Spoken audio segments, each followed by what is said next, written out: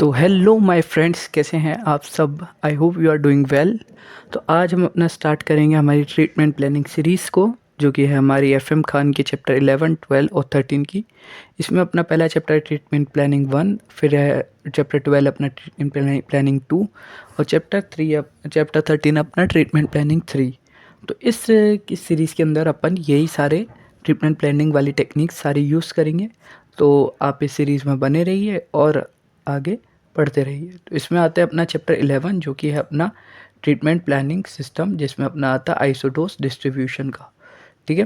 तो आइसोडोज डिस्ट्रीब्यूशन में क्या बोल रहा है कि the central axis hepto distribution itself is not sufficient for the radiation beam to produce a radiation distribution in a 3 dimensional volume. ये क्या बोल रहा है, जो centre axis depth of distribution था, जो अपन ने ऊपर पढ़ा था, जो डेप्थ ऑफ डिस्ट्रीब्यूशन था, वो एक रेडिएशन बीम को जो 3 डायमेंशनल वॉल्यूम, जो भी आपको पता है ट्यूमर साइज अपना 3 डायमेंशनल होता है, वो उसके अंदर जो डोज डिस्ट्रीब्यूशन हो रहा है उसको मतलब सही से पता नहीं कर सकता था। In order to represent volumetric, अगर अपन को किसी 3 डायमेंशनल वॉल्यूम या प्लेनर वेरिएशन एब्जॉर्ब डोज का कितना है, तो ये अगर अपन को पता करना है, तो ये डिस्ट्रीब्यूशन किससे डेपिक्ट होगा, in terms of isodose curve. In terms of isodose curve which are line passes through the point of equal dose. ये आइसोडोज कर्व्स अभी अपन पढ़ेंगे। आइसोडोज कर्व क्या होती है, ये किसी है ना पॉइंट से पास आउट होती है, और ये हर एक लाइन क्या बताती है, इक्वल डोज के बारे में, मतलब ये सारी इक्वल डोज की लाइन्स होती है। The curve are usually drawn regular interval of absorb dose and may be express in a percentage of dose at a reference point. ये जो कर्व्स होता है, ये क्या होता है, एब्जॉर्ब डोज के रेगुलर इंटरवल पे, मतलब थोड़ी थोड़ी छोटे छोटे रेगुलर इंटरवल पर कितनी कितनी एब्जॉर्ब हो रही है उसके हिसाब से बनाए जाते हैं, और ये एक्सप्रेस करे जाते हैं परसेंटेज ऑफ द डोज। मतलब क्या बताता है, उस जगह उस डोज का कितना परसेंटेज है एट अ रेफरेंस पॉइंट, कोई भी एक रेफरेंस पॉइंट पर। The isodose curve represent the level of absorb dose in the same manner that isotherms are use for heat and isobars. ठीक है। तो आइसोथेरम्स आपको पता है कि आपने ये आइसो हीट को रिप्रेजेंट करता था। इसमें हीट होती थी, वो प्रेशर और टेम्परेचर, प्रेशर और वॉल्यूम को कांस्टेंट रखकर अपन जो हीट नहीं, प्रेशर को कांस्टेंट रख के हीट और वॉल्यूम के बीच में जो कर्व बनाते थे, तो आइसोथेरम्स होती थी। तो ये चार्ट रिप्रेजेंट करता था कि कितने है ना हीट बढ़ाने पर कितने वॉल्यूम बढ़ रहा है ऑब्जेक्ट का। और आइसो बार प्रेशर के लिए है ना, प्रेशर और वॉल्यूम के बीच में जो ग्राफ बनाते थे, आइसो बार बनता था। ये उसी तरीके से काम करता है। अब बात करें अगर अपन आइसोडोज चार्ट की, तो आइसोडोज चार्ट क्या होता है अपना, आइसोडोज चार्ट होता है the isodose chart of the beam consist of the family of isodose curve. तो आइसोडोज क्या होता है, ये एक फैमिली है ना, आइसोडोज कर्व्स की फैमिली का एक पार्ट होता है, जिसके अंदर अपन जो आइसोडोज चार्ट होता है, ये रेगुलर इंक्रीमेंट बताता है परसेंटेज डेप्थ डोज का। ठीक है। ये क्या बताता है कि भाई है ना, जितनी जितनी डेप्थ डोज में परसेंटेज में इंक्रीज हो रहा है, ये उसके हिसाब से क्या करा जाता है, रेगुलर इंटरवल पे बनाया जाता है। ये क्या रिप्रेजेंट करता है, variation in dose as a function of depth. ये इंपॉर्टेंट है। इसमें क्या बता रहा है कि भाई जो डोज है, अ, जैसे मान लो ये डोज है ना, टिश्यू के ऊपर स्टार्टिंग में गिरी है ना, तो इसके बाद नीचे जैसे जैसे डोज जाती जाएगी, तो ये क्या हो जाएगा, अपना इफेक्ट कम होता जाएगा है ना डोज का। तो ये कितना बार हर बार इफेक्ट कम हो रहा है, ये परसेंटेज को कैलकुलेट करता है अपना आइसोडोज चार्ट। ठीक है। तो ये अपना यही चीज़ बताता है as a function of and transfer distance from the central axis. और जो ये सेंट्रल एक्सिस है, यहाँ से जो ट्रांसफर डिस्टेंस, मतलब जो इधर की साइड में प्रेजेंट है ना, जो अपना ट्रांसफर डिस्टेंस वाला, ये यहाँ से इधर की साइड में, मतलब जो एक तो लेटरल डिस्टेंस हो गया, एक ट्रांसवर्स डिस्टेंस हो गया, ये दोनों ही अपने, इन दोनों में जो डोज का वेरिएशन हो रहा है, इन दो ही चीज़ों को बताती है। The depth dose values at a curve are normalize. ये जो डेप्थ डोज कर्व वैल्यूज होती है कर्व्स की, ये नॉर्मलाइज करी जाती है either eight a reference point of the maximum dose of the central axis. आपको पता है सबसे ज़्यादा डोज कहाँ प्रेजेंट होती है, सेंट्रल एक्सिस पे। तो जो सेंट्रल एक्सिस होती है, वहीं पे क्या होती है, डेप्थ डोज वैल्यूज कर्व्स को क्या करा जाता है, नॉर्मलाइज करा जाता है either on the surface dose of maximum dose on the central axis. ठीक है। या फिर क्या करा जाता है, fix distance from the central axis in the irradiated medium. या फिर क्या करें, सेंट्रल एक्सिस से अपन कोई फिक्स डिस्टेंस ले लेते हैं, जो कि इरेडिएटेड मीडियम होता है ना, और वहाँ पर अपन पता कर लेते हैं। That chart in a first category is applicable when patient is treated at a constant distance source to surface distance irrespective of the beam direction. पहली कैटेगरी इसके अंदर कौन सी आती है कि जब पेशेंट को अपन ट्रीट करा जा रहा है जिसमें सोर्स और सरफेस के बीच की, मतलब जहाँ से ये बीम निकल रही है और जिस सरफेस पे गिर रही है उसके बीच की जो डिस्टेंस, जो अपन SST बोलते हैं, ये क्या रहा जाता है, इररेस्पेक्टिव है बीम डायरेक्शन की। मतलब ये बीम की डायरेक्शन के ऊपर डिपेंड नहीं कर रहा, ये क्या है, कांस्टेंट है। दूसरी कैटेगरी के अंदर अपन आइसोडोस कर्व को नॉर्मलाइज कर देता है at a certain depth beyond the depth of maximum dose. इसमें अपन क्या करते हैं, जो आइसोडोस कर्व होता है उसको अपन एक सर्टेन डेप्थ के ऊपर रोक देते हैं, है ना, जहाँ पर अपनी क्या होती है, मतलब डेप्थ पहले डी मैक्स आता है, डी मैक्स के भी नीचे जो एक सर्टेन डेप्थ होती है वहाँ पर अपन आइसोडोस कर्व को नॉर्मलाइज कर देता है, which is corresponding to the action of rotation of the isocentric therapy unit. ये क्या होता है, आइसोसेंट्रिक थेरेपी यूनिट होती है ना, रोटेशन, जो कि अपन ये एक्सिस रोटेशन थेरेपी पढ़ेंगे ना उसके अंदर अपने अच्छे से आ जाएगा, जिसके अंदर अपन क्या करते हैं, आइसोडोस कर्व को एक सर्टेन डेप्थ के ऊपर नॉर्मलाइज कर देते हैं, है ना। The type of representation has been use in a past for treatment planning of rotation therapy and isocentric techniques. ये वाली टेक्निक अपने रोटेशन थेरेपी और आइसोसेंट्रिक ट्रीटमेंट को ट्रीट करने के काम में आती थी। Figure 11.1 show both type of isodose chart for cobalt 60 diagram. ठीक है, ये अपना जो कोबाल्ट 60 वाला डायग्राम है इसमें अपने दोनों दिखा रखा है। पहले वाला क्या है, सोर्स टू सरफेस जिससे SSD टाइप, जो कि कोबाल्ट 60 बीम के बारे में बता रखा है 80 सेंटीमीटर ये वाली, और दूसरे में क्या बता रखा है, ये अपना ये कोबाल्ट 60 के टाइम जिसमें अपना SSD क्या है 100 सेंटीमीटर का है। ठीक है, और इसमें आइसोसेंटर क्या है 10:10 का। ये दोनों के बारे में, इस बारे में अपन डिटेल में बाकी में बाद में बात कर लेंगे। Examination of isodose chart reveal some of the properties of X ray and gamma ray can be distribution. ठीक है, तो अपने क्या होता है, कुछ आइसोडोस चार्ट को एग्जामिन करके अपन क्या जनरल प्रॉपर्टीज निकाल लेते हैं जो कि अपनी एक्सरेज और गामा रेज के बीच में होती है। सबसे पहले क्या बोल रहा है, डोज जो होती है at any depth is greater on the central axis. ठीक है, अगर मैं इस डेप्थ की बात करूँ तो अगर ये मान लो जिस डेप्थ पे आ रही है तो ये सबसे ज़्यादा जो मैक्सिमम इंटेंसिटी वाली होगी ना, ये सेंट्रल एक्सिस पे होगी। ये जो है ना, ये हिस्सा, ये क्या है, पॉइंट ऑफ मैक्सिमम इंटेंसिटी। ठीक है, ये लाइन ऑफ मैक्सिमम इंटेंसिटी है, मतलब यहाँ ये जो रेडिएशन की इंटेंसिटी है ना इस हिस्से में, ये क्या होगी, सबसे ज़्यादा होगी। और जैसे जैसे ये नीचे जाएगी तो भी कम होती रहेगी, है ना। ये मानो 90 80 70 ये क्या हो रहा है, कम हो रही है, और ये जैसे लिटरल जाती जाएगी तो भी क्या हो जाएगा, इसमें कम हो जाएगा। ठीक है, यही चीज़ इसके अंदर बता रखा है। The ice will greater on the central axis of the beam and they will gradually decrease toward the edge of the beam with the exception of some linear beams which exhibit area of doors or horns near the surface in the periphery of the field। तो आपको मैं बताऊं तो कई जगह के मतलब कुछ लिनक्स में क्या होता है, जैसे मतलब सॉरी ये तो कई लिनक्स में क्या होता है, जैसे मान लो ये अपना आइसोडोस चार्ट है ना, तो आइसोडोस चार्ट्स के अंदर अपने ऐसे बड़े बड़े हॉर्न्स होते हैं। ठीक है, तो ये जो हॉर्न्स होता है ना, ये क्या होता है, पेरीफेरी पे क्या हो रहा है, ये डोज बढ़ रही है। ठीक है, मतलब ये कम नहीं हो रही, तो इसकी वजह से क्या होता है, हॉर्न्स बन जाते हैं। तो कुछ लिनक्स के अंदर होता है जिनमें अपन को मान लो लो डोज बीम चाहिए या अपन को सुपरफिशियल ट्यूमर को अगर ट्रीट करना हो तो इस टाइप की बीम्स का अपन इस्तेमाल कर देते हैं। These horns are created by the flattening filter. ये हॉर्न्स को मतलब ज़बरदस्ती क्रिएट करा जाता है, ये होते हैं नहीं। फ्लैटनिंग फिल्टर में क्या है, जैसे मान लो अगर अपने पास बीम आ रही है ऐसे, मतलब बीम आ रही है ना, और अपन ने बीच में क्या लगा दिया है, फ्लैटनिंग फिल्टर लगा दिया, इस टाइप की फिल्टर लगा दिया, तो ये क्या होगा, बीच वाली इंटेंसिटीज को कम कर देगा और यहाँ वाली को यूनिफॉर्म रखेगा। तो इसकी वजह से क्या होगा, जो डोज है वो क्या हो जाएगी, यूनिफॉर्म हो जाएगी। ठीक है, तो इसका जो आइसोडोज चार्ट बनेगा वो यूनिफॉर्म बनेगा। ठीक है, near the edges of the beam, ये बीम के एजेस के बाद में क्या होगा, जिसको बोलते हैं पेन नंबरा रीजन। ये वाले रीजन को क्या कहते हैं, पेन नंबरा रीजन कहते हैं।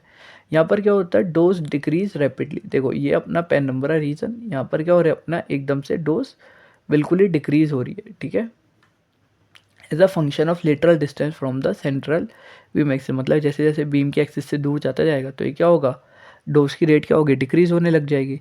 The width of the geometric PAN number which exist on both inside and outside of the geometric boundaries of the beam.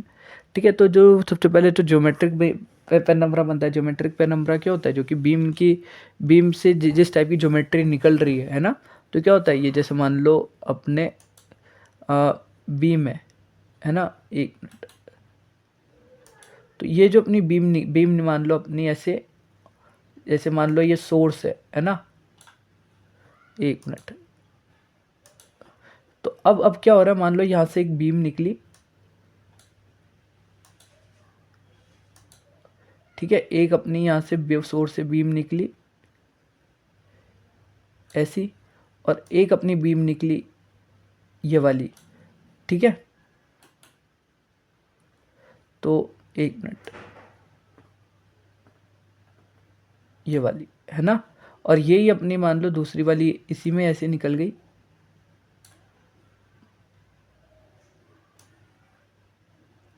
ये वाली। तो अब क्या हो रहा है, ये जो सोर्स के वजह से जो अपने जो बीम में ये जो ज्योमेट्री में जो वो आ रही है ना प्रॉब्लम, तो यही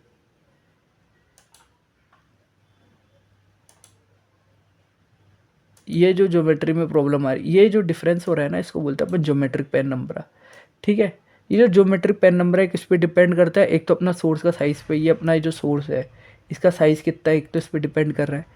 दूसरा किस पे डिपेंड करता है, ये सोर्स के बीच में डिस्टेंस कितनी है, मतलब ये जो एस एस डी है ये कितना है, ठीक है, सोर्स टू, है ना, source to surface distance S S D पे डिपेंड करता है। और अपना किस पे डिपेंड करता है, सोर्स टू डायफ्राग्राम डिस्टेंस, ठीक है। तो जहाँ पे सरफेस आ रही है ना, उसके नीचे जो डायफ्राग्राम होता है वहाँ पर जो सोर्स टू डायफ्राग्राम होती है उसकी डिस्टेंस पे भी डिपेंड करता है। नियर द बीम एज, जब बीम की जहाँ एज होती है तो क्या होता है, वहाँ फॉल ऑफ होता है बीम का, है ना, विच is not cause by the geometric PAN number but also reduce the side scatter, ठीक है। तो ये जो नियर द बीम है जो फॉल ऑफ होता है बीम का, ये किसकी वजह से होता है, ज्योमेट्रिक पेन नंबर की वजह से ही नहीं होता। ये क्या होता है, रिड्यूस साइड स्कैटर, मतलब क्या होता है, जो साइड में जो स्कैटरिंग होती है इसकी वजह से भी होता है। तो ज्योमेट्रिक पेन नंबर का सिर्फ अपन बेस्ट मेजर नहीं मानेंगे beam sharpness near the edges का, इसके लिए अपन क्या यूज़ करते हैं, फिजिकल पेन नंबर यूज़ करते हैं। तो फिजिकल पेन नंबर क्या होता है, फिजिकल पेन नंबर को अपन डिफाइन करते हैं, it is defined as a lateral distance between two specified isodose curve. ये क्या डिपेंड करता है, अपना जो फिजिकल पेन नंबर होता है ये रिप्रेजेंट करता है lateral distance between two specified isodose curve at a specific depth. इसमें अपन क्या बोलता है कि भाई लेटरल डिस्टेंस कितनी है दो स्पेसिफाइड आइसोडोस कर्व की, जैसे मान लो ये अपना 90 डिग्री और ये 20 डिग्री, तो इनके बीच में अपने क्या है, स्पेसिफाइड आइसोडोस कर्व्स कितनी है ना, at a specified lateral distance कितनी है, अच्छा अपनी इनके बीच की जो लेटरल डिस्टेंस है वो कितनी है ना, 90% और 20% of isodose lines at the depth of D max, ठीक है। तो ये जो लेटरल डिस्टेंस है मतलब 90% और 20% वाली, ये अपने क्या बताती है, फिजिकल पेन नंबर को डिफाइन करती है। दूसरी अपन डिफाइन करता है outside the geometric limit of the beam and penumbra the dose variation is the result of side scatter from the field and both leakage and scatter of the collimator system. तो इसकी वजह से क्या होता है, इसको बोलते हैं स्कैटर पेनम्बरा। इसको इसके अंदर क्या होता है, जो अपने जो कॉलिमिनेटर होता है, जो कॉलिमिनेटर की वजह से जो या फिर जो रेडिएशन लीकेज होता है, तो ये जो या फिर साइड स्कैटर होता है इसकी वजह से क्या होता है, जो पेन नंबरा में चेंज आता है वो ज्योमेट्रिक लिमिट्स के बाहर होता है ना, और उसको अपन क्या ये जो क्या होता है स्कैटर रेडिएशन फॉर्म करता है। और ये क्या होता है, beyond this collimator zone the dose radiation govern by the lateral scatter. तो क्या होता है, कॉलिमिनेटर जोन के बाहर क्या होता है, ये जो अगर डोज डिस्ट्रीब्यूशन हो रहा है तो क्या रिप्रेजेंट करता है, लेटरल स्कैटर को रिप्रेजेंट करता है मीडियम के। और क्या होता है, leakage from the head of the machine, जो कि अपनी सोर्स या हाउसिंग होती है, वो जो मशीन का जो हेड होता है वहाँ से अगर रेडिएशन लीकेज हो रहा है तो वो अपना साइड लेटरल स्कैटर को रिप्रेजेंट करता है, ठीक है। नेक्स्ट आता है अपना figure 2.0 represent the dose variation across the centre of the field at a specified depth. ये क्या डिपेंड करता है कि अपना dose variation across the centre कैसा है स्पेसिफाइड डेप्थ का, तो उसको अपन क्या रिप्रेजेंट करता है, बीम प्रोफाइल, ठीक है। तो ये अपनी बीम प्रोफाइल है, ये क्या रिप्रेजेंट करती है कि अपना डोज कितना है ना, कि अपना जो डोज का है वो फील्ड के अक्रॉस कितना वेरिएशन हो रहा है। ये देखो यहाँ पर क्या हो रहा है, ये यहाँ पर क्या सबसे मैक्सिमम है, फिर ये मैक्सिमम से ऐसे धीरे धीरे धीरे धीरे धीरे धीरे एकदम से ये रिड्यूस हो रहा है। ये क्या अपना स्कैटर रेडिएशन वाले इससे, और ये क्या हो रहा है, यहाँ पर डोज का फॉल ऑफ हो रहा है एट द लिटरल वो ट्रांसफर डिस्टेंस, ठीक है, along the axis of the beam, it is defined as the lateral distance between 50% isodose line as a reference depth. ये क्या बता रहा है, जो अपनी आइसोडोस की लाइन्स है वो उनके बीच में है ना 50% जो अपनी आइसोडोस लाइन है किसी रेफरेंस डेप्थ की, उनके बीच में लेटरल डिस्टेंस कितना है। To ensure the this agrees with the field size defined by the field defining process. ठीक है, अब ये अपन क्या कर सकते हैं कि भाई ये पता करने के लिए जो फील्ड साइज है जो कि फील्ड डिफाइनिंग लाइट के हिसाब से डिफाइंड है, तो अपन क्या करते हैं बीम अलाइनमेंट करा जाता है। ठीक है, इस perform in which light defining field defining light, तो उसमें क्या होता है जो कोऑर्डिनेटर की जो लाइट होती है जो फील्ड को डिफाइन करती है, इसको अपन क्या करते हैं 50% आइसोडोज लाइन ऑफ रेडिएशन जो कि है ना उसके ऊपर क्या करते हैं प्रोजेक्ट करते हैं, जो कि on plane perpendicular to the beam axis and standard, है ना, जिसमें अपन क्या करते हैं स्टैंडर्ड एसएसटी रखते हैं और क्या होता है so standard X to source to axis distance रखते हैं। Another way for depicting the dose variation along the field is to plot isodose curve in a plane perpendicular central beam of the beam. तो इसकी वजह से क्या होता है अपन को डोज वेरिएशन बनाना है अलॉन्ग द फील्ड, तो अपन क्या बना सकते हैं आइसोडोज कर्व बना सकते हैं in a plane perpendicular to central beam of the beam. Such representation is useful for treatment planning for this beam size is plan on the basis of isodose curve is adequately covered the target volume. कुछ खास है नहीं। Next अपन बात करते हैं, ये देखो ये अपन ने क्या करा इसमें आइसोडोज लाइन बनाई ना, ये वाली यही चीज़ बता रही है कि क्रॉस सेक्शनल आइसोडोज डिस्ट्रीब्यूशन है जिसमें अपन प्लेन को परपेंडिकुलर रखते हैं central axis of the beam और आइसोडोज वैल्यूज को नॉर्मलाइज करा जाता है 100 पे एट सेंटर ऑफ फील्ड। ये क्या बता रहे हैं, जो ये बता रहा है बाउंड्रीज ऑफ ज्योमेट्रिक फील्ड, या ये क्या बता रहे हैं ये ज्योमेट्रिक फील्ड की बाउंड्रीज है। ठीक है, इसके बाद क्या ज्योमेट्रिक फील्ड बन रहा है। तो ऐसे अगर अपन पता कर सकते हैं कि अपना जो फील्ड है उसके ऊपर मतलब रेडिएशन का प्लॉटिंग कैसे हो रही है। नेक्स्ट अपन बात करते हैं आइसोडोज कर्व्स को अपन मेजरमेंट कैसे करें। तो आइसोडोज कर्व को अपन मेजर कर सकते हैं by means of ion chamber, solid state detector और रेडियोग्राफिक फिल्म। ठीक है, तो इसमें जो आयन चैम्बर है वो अपना मोस्ट रिलायबल मेथड है जो कि मेजरली क्या हो रहा है फ्लैट एनर्जी रिस्पॉन्स और प्रिसिशन पे काम करता है। All to any of the phantom describe in chapter 9 use for isodose measurement water is the medium of choice for ionometric measurement. तो अपन ने क्या करा जो भी फैंटम्स अपने चैप्टर 9 में डिस्क्राइब हो रखा है जो कि आइसोडोज मेजरमेंट को काम में आता है, तो इसमें जो वाटर होता है वो इसमें क्या रखा जाता है मीडियम ऑफ चॉइस को आयोनोमेट्रिक मेजरमेंट को रखा जाता है। तो उसमें चैम्बर को क्या क्या बनाना जरूरी है, वाटरप्रूफ बनाना जरूरी है और उसको कवर करा जाता है थिन प्लास्टिक स्लीव से जो कि क्या कवर करती है चैम्बर को और जो वाटर के अंदर जो केबल इमर्स है उस पोर्शन को। ठीक है, ionic chamber are use for ionic measurement should be small so the measurement can be region of the high dose gradient. तो आयनिक चैम्बर जो अपन यूज़ करते हैं आइसोडोज मेजरमेंट को उसको अपन को क्या रखना है छोटा रखना है। छोटा क्यों रखना है, ताकि मेजरमेंट के अंदर के रीजन्स को क्या क्या बना सके हाई डोज ग्रेडियंट बना सके such as near the edges of the beam. It is recommended the sensitive volume of chamber is less than 5 mm long। ठीक है, तो इसमें क्या रिकमेंड कर रहा है कि जो वॉल्यूम के चैम्बर के अंदर का जो सेंसिटिव वॉल्यूम है इसको अपन लगभग 15 mm से लंबा नहीं होना चाहिए और उसके इनसाइड डायमीटर क्या 5 mm से लेस नहीं होना चाहिए। Energy independence of the chamber is another important requirement. ठीक है, ये क्या बोल रहा है कि एनर्जी इंडिपेंडेंट जो चैम्बर के अंदर की जो एनर्जी है उसकी इंडिपेंडेंस अनदर इम्पॉर्टेंट रिक्वायरमेंट है because of the X-ray beam spectrum changes is phantom owing to scatter. ये क्या बता रहा है जो कि अपना एक्सरे बीम का स्पेक्ट्रम है वो कि क्या क्या कर रहा है फैंटम की वजह से अपनी पोजीशन को क्या कर रहा है चेंज कर रहा है। Owing to scatter the energy response of chamber should be flat as possible. क्या बोल रहा है जो चैम्बर के अंदर का एनर्जी रिस्पॉन्स उसको फ्लैट रखना, जितना भी फ्लैट रह सकता है उतना पॉसिबल रखना। Check this is check by the obtaining the exposure calibration of the chamber of ortho voltage. तो इसमें अपन को क्या एक्सपोजर कैलिब्रेशन चैम्बर रखना पड़ेगा ऑर्थो वोल्टेज का। तो इसमें 1 to 4 mm कॉपर है और कोबाल्ट 60 बीम्स में अगर अपना वेरिएशन हो रहा है less than 5% in response through the energy range तो वो क्या अपना एक्सेप्टेबल है। ऑटोमेटिक डिवाइसेस और बीम स्कैनिंग सिस्टम एग्जिस्ट करता है for rapid measurement of isodose curve. इसमें जो ऑटोमेटिक डिवाइसेस है या बीम स्कैनिंग सिस्टम है ये रैपिड मेजरमेंट करती है आइसोडोज कर्व का।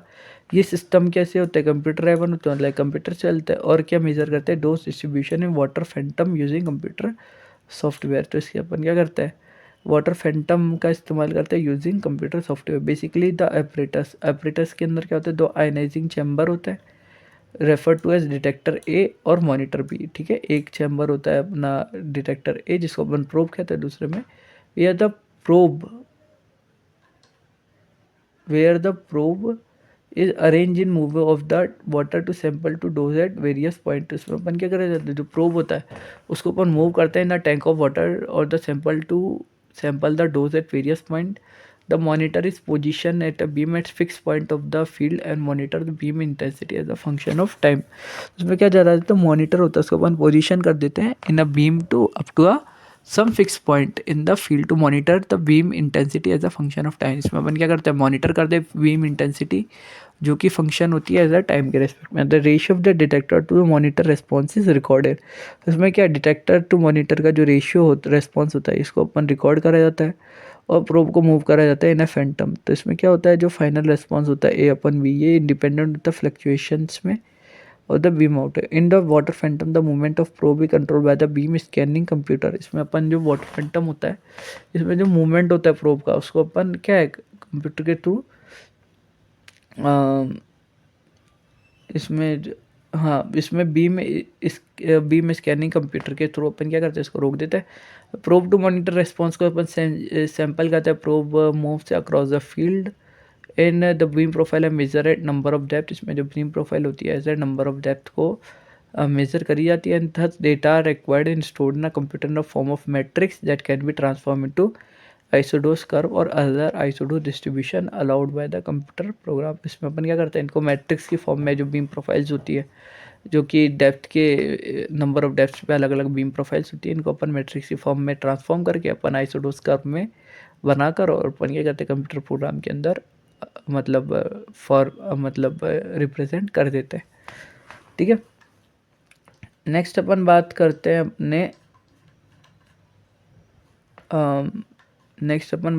अपन पैरामीटर्स ऑफ आइसोडोस कर्व के। नेक्स्ट अपन बात कर रहे हैं अपने पैरामीटर्स के, अपने जो आइसोडोस कर्व है उनके पैरामीटर्स कौन कौन से। Among the parameter that affect the isodose curve are the beam quality, source size. ठीक है, अपनी बीम की क्वालिटी कैसी है वो उस पर डिपेंड करता है। बीम का कॉल्यूमिनेशन कैसा है, फील्ड की साइज़ कितनी है, ठीक है, सोर्स टू सरफेस डिस्टेंस कितना और सोर्स टू डायफ्राम डिस्टेंस कितना है, इन सब के ऊपर क्या रिप्रेजेंट करते हैं, parameters of isodose curve represent करते हैं। नेक्स्ट अपना बात करते हैं बीम की क्वालिटी। तो अपने क्या बोल रहे हैं, जो सेंट्रल एक्सिस डेप्थ और डिस्ट्रीब्यूशन है, मतलब अपने क्या बताया था, सेंट्रल एक्सिस डेप्थ डिस्ट्रीब्यूशन है किस पे डिपेंड कर रहा था, बीम की एनर्जी पे। तो सबसे ज़्यादा बीम किस पे थी, सेंट्रल एक्सिस पे। और जैसे जैसे अपन लेटरल डिस्टेंस पे ट्रैवल कर रहे हैं वो क्या हो रही थे, बीम कम हो रही थी। मतलब सेंट्रल एक्सिस से अगर दूर जा रही है तो वहाँ पर क्या होगी, बीम की एनर्जी कम होती रहेगी। जैसे सेंट्रल एक्सिस के पास जाएगी तो क्या होगा, बीम एक्सिस बढ़ जाएगी और सेंट्रल एक्सिस पे बीम की एनर्जी क्या होगी, मैक्सिमम होगी। As a result the depth of isodose curve increases with the beam quality. इसका मतलब क्या बोल रहा है कि जो आइसोडोस कर्व है उसकी जो डेप्थ है वो अगर बीम की क्वालिटी बढ़ती है तो उसकी डेप्थ भी बढ़ेगी, क्योंकि ज़्यादा बीम की एनर्जी बढ़ने से वो ज़्यादा नीचे तक जा पाएगी। तो इसकी वजह से क्या होगा, बीम की एनर्जी भी बढ़ेगी और बीम की क्वालिटी भी बढ़ेगी। Beam energy also influence the isodose curve shape near the field border. ये क्या बता रहा है कि जो बीम की एनर्जी है ये क्या करती है, ये आइसोडोस कर्व को भी रिप्रेजेंट मतलब चेंज करती है नियर द फील्ड बॉर्डर। तो इसकी वजह से क्या होगा, अपना जो मान लो जैसे अगर मान लो लो एनर्जी बीम है तो लो एनर्जी का लेटरल साइड स्कैटर ज़्यादा होगा, तो इसकी जो बीम होगी है ना, तो ये क्या होगा, लेटरली भी ज़्यादा होगी है ना। और अपना अगर क्या होगा, लेटरल स्कैटर इसके अंदर ज़्यादा होगा। ठीक है, तो ये जो अपना लेटरल स्कैटर है ये अपना ज़्यादा होगा अगर अपना लो एनर्जी बीम है, तो ये लो एनर्जी बीम के अंदर अपना लेटरल साइड स्कैटर ज़्यादा होगा। तो ये क्या होगा, इसके अंदर isodose curve outside the field to bulge out. तो इसके अंदर क्या होता है, आइसोडोस कर्व क्या होगा, ये बाहर की तरफ होगा। ठीक है, ये देखो ये रहा आइसोडोस कर्व। ये क्या हो रहा है, ये लो एनर्जी वाली बीम का इसके अंदर जो आइसोडोस कर्व है ये से बल्ज आउट हो रहा है। इसकी वजह से जो लेटरल साइड स्कैटर है, मतलब ये लेटरल साइड का जो रेडिएशन है ये क्या होता है, ज़्यादा लग जाता है। ठीक है, in other words the absorbed dose in a medium inside the primary beam it's greater for such low energy beam। तो क्या बोल रहा है, अगर एब्जॉर्ब डोज अगर मीडियम की बात करें आउटसाइड द प्राइमरी, मतलब प्राइमरी बीम के बाहर जो एब्जॉर्ब डोज होता है मीडियम का, ये ग्रेटर होता है for such low energy beam that dose for high energy such as mega voltage beam. तो ये क्या होता है, ये जो एब्जॉर्ब डोज है मीडियम का बाहर प्राइमरी बीम से, ये ज़्यादा होता है as compare to low energy beam. Then for those high energy such as mega voltage beam, जो अपनी मेगा वोल्टेज बीम होती है उसका बेटर होता है, ये ज़्यादा होता है।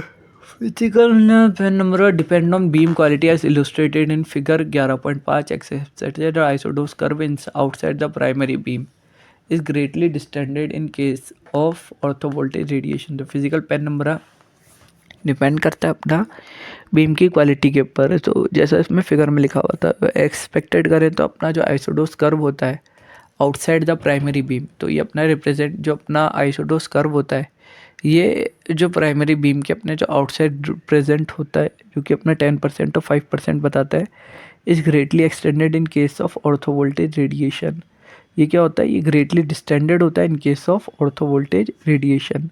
और thus one disadvantage of ortho voltage beam is the increase scatter dose outside the treatment trees. तो इसमें क्या बताया जाता है, एक डिसएडवांटेज भी क्या है इसका, कि जो ऑर्थो वोल्टेज बीम है, ठीक है, जो इंक्रीज स्कैटर डोज होना टिश्यू आउटसाइड, तो इसकी वजह से क्या होगा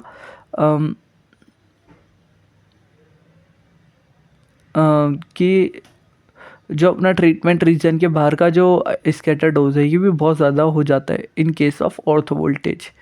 मेगा वोल्टेज की बात करें तो स्कैटर डोज को अपन मिनिमाइज कर सकते हैं बाय प्रीडोमिनेटली। तो इसकी वजह से क्या होता है, फॉरवर्ड स्कैटरिंग ज़्यादा होती है, और ये क्या होता है, कॉलिमिनेशन का ज़्यादा फंक्शन बन जाता है। ठीक है, यही बात बोल रहे हैं। ठीक है, तो अपने जो ऑर्थो वोल्टेज बीम्स है अपन इसमें ज़्यादा इस्तेमाल नहीं कर सकते, अपन इसका मेगा वोल्टेज बीम्स के, मतलब जो हाई एनर्जी वाली बीम्स है जिनकी एनर्जी 1 मेगा वोल्ट से ज़्यादा होती है, अपन इनके अंदर ही ज़्यादा अपना इस्तेमाल करना चाहिए। तो इसमें फॉरवर्ड स्कैटरिंग होती है, और तो ये क्या होता है, साइड स्कैटरिंग को अपन रोक देते हैं। नेक्स्ट अपन बात करते हैं source size, source to surface distance and source to diaphragm distance. इसको बोलते हैं द पेन नंबर इफेक्ट। ठीक है, तो इन सब चीज़ों पे डिपेंड करती है, सोर्स के साइज़ के ऊपर, सोर्स से डायफ्राम की डिस्टेंस के ऊपर, और सोर्स से सरफेस के बीच में डिस्टेंस को लेकर। तो ये क्या करता है, शेप ऑफ आइसोडोस कर्व को रिप्रेजेंट करते by virtue of geometric penumbra. ठीक है, ये ज्योमेट्रिक पेन नंबरा के रिप्रेजेंट में क्या करते हैं, आइसोडोस कर्व को रिप्रेजेंट चेंज करते हैं। In addition S S D affect the percentage depth and therefore the depth of isodose chart. ठीक है,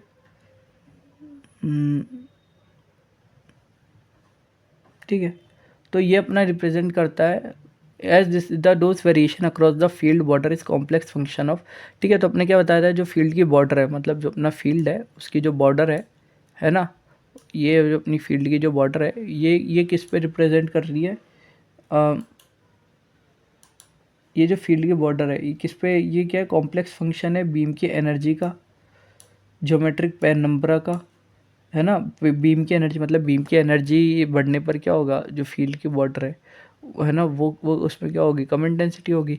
जो ज्योमेट्रिक पेन नंबर है, ज्योमेट्रिक पेन नंबर मतलब जो साइड में जो ज्योमेट्री की वजह से जो स्कैटरिंग हो रही है, वो वाला पेन नंबर है। लेटरल स्कैटर, हेड स्कैटर, और कॉलिमिनेशन, जो कॉलिमिनेशन कितना हो रहा है उसके हिसाब से। In addition the beam energy increases in the mega voltage range.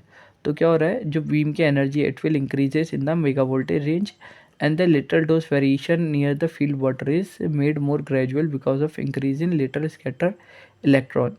तो ये क्या कह रहा है कि बीम की एनर्जी क्या होती है, इंक्रीज होती है मेगा वोल्टेज की रेंज में, और लेटरल डोज वेरिएशन क्या होती है, ज़्यादा ग्रेजुअल होना स्टार्ट हो जाती है। क्योंकि क्या होता है, because of increase in range of lateral scatter electron. तो अपने क्या होता है, जो इलेक्ट्रॉन की जो लेटरल स्कैटरिंग है ये भी ज़्यादा हो जाएगी, तो इसकी वजह से क्या होगा, अपना लेटरल जो स्कैटर है वो भी बढ़ जाएगा। Therefore, any wheel sharpness at a depth is not simplified by the source of focal spot size। ठीक है, तो ये क्या बोल रहा है कि अपनी जो फील्ड की शार्पनेस है डेप्थ पर, इसको अपन सिंपली डिटरमाइन नहीं कर सकते by the source of focal side spot. For example using PAN number trimmers और सेकेंडरी ब्लॉकिंग, जिसमें अपन अगर अपन पेन नंबर को पेन नंबर ट्रिमर से सेकेंडरी ब्लॉकिंग का इस्तेमाल करते हैं, तो आइसोडोस कर्व फॉर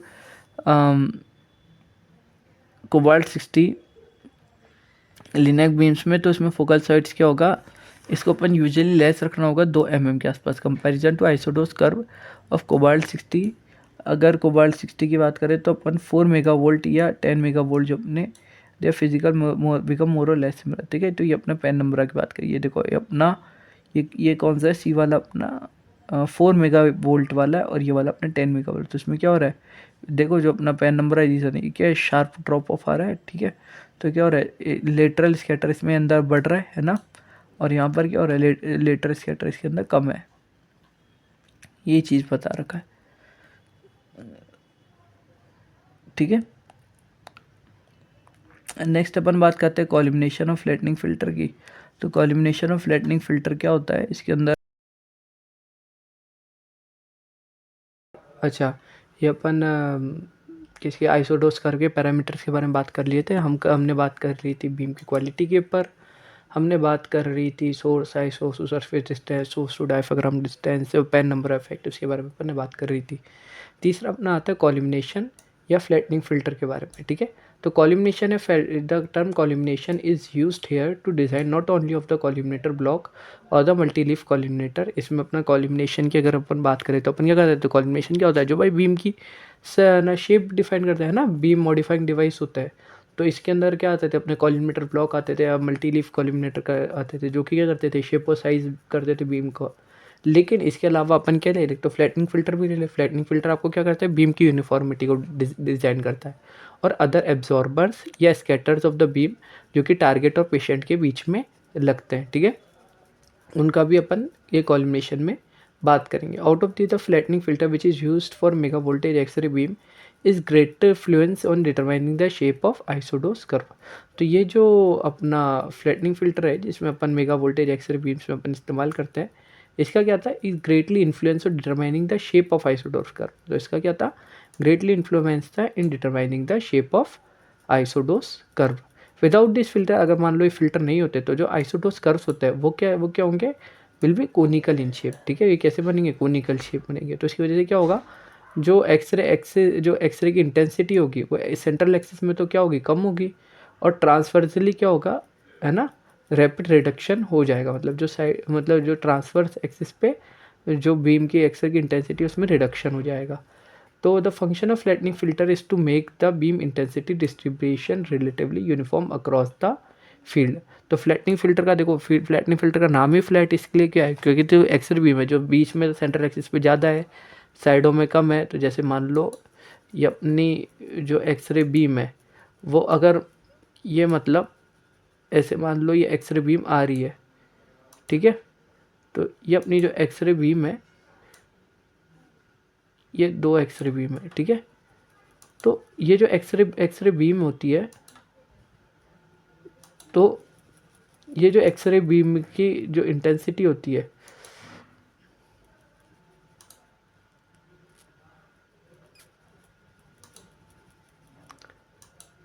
तो ये क्या होती है, सेंट्रल पे तो मतलब बहुत ज़्यादा होती है, और जैसे जैसे ट्रांसफ़र एक्सिस में जाती जाती है तो कम हो जाती है। तो इसके लिए अपन क्या कहते हैं, डोज की यूनिफॉर्मिटी लगाने के लिए अपन ने फ्लैटनिंग फिल्टर लगा दिया। तो ये देखो, ये यहाँ पर क्या करते हैं, यहाँ पर इसकी साइज ज़्यादा होता है तो यहाँ पर जो इंटेंसिटी हो तो क्या हो जाती है, कम हो जाती है ना, और यहाँ पर जो इंटेंसिटी है वो वही रहती है, तो क्या हो जाती है, बीम की यूनिफॉर्मिटी आ जाती है, ठीक है। और फिर क्या बोल रहा है, the cross sectional variation of the filter thickness is also cause variation in the photon spectrum और the beam quality across the field owing to the selective hardening of the film by the filter. तो इसकी वजह से क्या होता है, ये जो फोटो स्पेक्ट्रम बीम की क्वालिटी में चेंज हो जाता है, तो इसकी वजह से क्या होता है, बीम की हार्डनिंग हो जाती है। In general the average energy of the beam is somewhat lower than the peripheral areas compare to the central part of the beam. क्या बोल रहा है कि भाई जो है ना एवरेज एनर्जी बीम की होती है वो क्या होती है, लोअर होती है फॉर द पेरिफेरल एरिया, जो साइड के जो एरियाज होते हैं उनमें क्या होती है, कम होती है compare to the central part of the beam. तो ये जो चेंज इन क्वालिटी होती है अक्रॉस द बीम, ये क्या होती है, causes the flatness to change in depth, ठीक है। तो इसकी वजह से जो डेप्थ की वजह से क्या होता है, चेंज होता है, उस वो फ्लैटनेस बीम की वजह से कॉज हो जाती है, क्वालिटी कॉज करता है। The changing flatness in depth is cause only not only by the selective hardening of the beam across the field.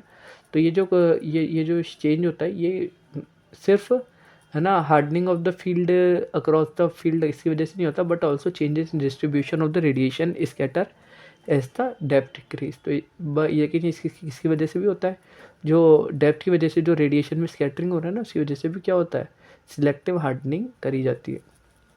Beam की जो फ्लैटनेस है उसको स्पेसिफाई करा जाता है 10 सेंटीमीटर डेप्थ पर with a maximum limit set and a depth of maximum dose. ठीक है, तो इसमें क्या होता है, मैक्सिमम लिमिट्स होती है और क्या होता है, डेप्थ होती है मैक्सिमम डोज की। The degree of flatness should extend over the central area. ठीक है, जो जो डिग्री ऑफ फ्लैटनेस होती है उसको एक्सटेंड कर देता है over the central area bounded by at least 80% field of the dimension specified at 1 centimetre of the edge of the field. तो उसमें जो डिग्री ऑफ फ्लैटनेस है उसको अपन एक्सटेंड करते हैं सेंट्रल एरिया में 80% ऑफ द डायमेंशनल फील्ड और स्पेसिफाइड कर देते हैं 1 centimetre of the edge of the field by careful designing of the filter accurate plant of the film. तो उसमें अपन को जो फ्लैटनेस है वो ±3% तक from the central axis upon achieve कर पाता है at a value of 10 centimetre depth. ठीक है, तो ये सब कुछ प्रिसीशन टेक्निक्स होती है जिनको अपन रेडियोथेरेपी में इस्तेमाल करते हैं। To obtain the acceptable flatness of 10 centimetre depth an area of high dose near the surface में to be except all through the extent of high dose region. अच्छा, इसकी वजह से क्या करते हैं, 10 सेंटीमीटर डेप्थ की जगह तो अपन क्या करते हैं, सरफेस के नियर हाई डोज एक्सेप्ट कर लेते हैं। तो हाई डोज की वजह से हॉर्न्स वगैरह भी बन जाता है ना आइसोडोज कर्व में। लो energy beam exhibit large variation and high energy beam. तो इसमें क्या होता है, जो लो एनर्जी बीम है वो ज़्यादा वेरिएशन रिप्रेजेंट कर देती है as compare to the high energy beams. ठीक है, तो इसमें अपन ये बात in compress it is acceptable to ever super flat isodose curve near the surface. ठीक है, तो इसकी वजह से अपन क्या, super flat isodose curve acceptable होता है near the surface provide the points on plane parallel surface receive the dose greater than 107 degree of the central axis value. ठीक है, नेक्स्ट अपना आता है फ्लैटनिंग फ्री फिल्टर। तो इसमें अपना जो फिल्टर होता है वो कैसा होता है, अपन फ्लैटनिंग फ्री लेता है इनएक्स में। तो क्या होता है, कुछ केसेस के अंदर जो जरूरी नहीं होता कि जब अपन फ्लैटन बीइंग प्रोड्यूस करे वो क्या हो, लार्ज हो, मतलब 40x40 सेंटीमीटर की फील्ड साइज हो। कुछ फॉर एग्जांपल कुछ लीनियर एस्केलेटर इस टाइप से डिज़ाइन होता था, वो स्मॉल फील्ड को ट्रीटमेंट स्मॉल फील्ड्स में क्या कर अपनी डोज डिलीवर कर सके, such as in case of the radio surgery treatment.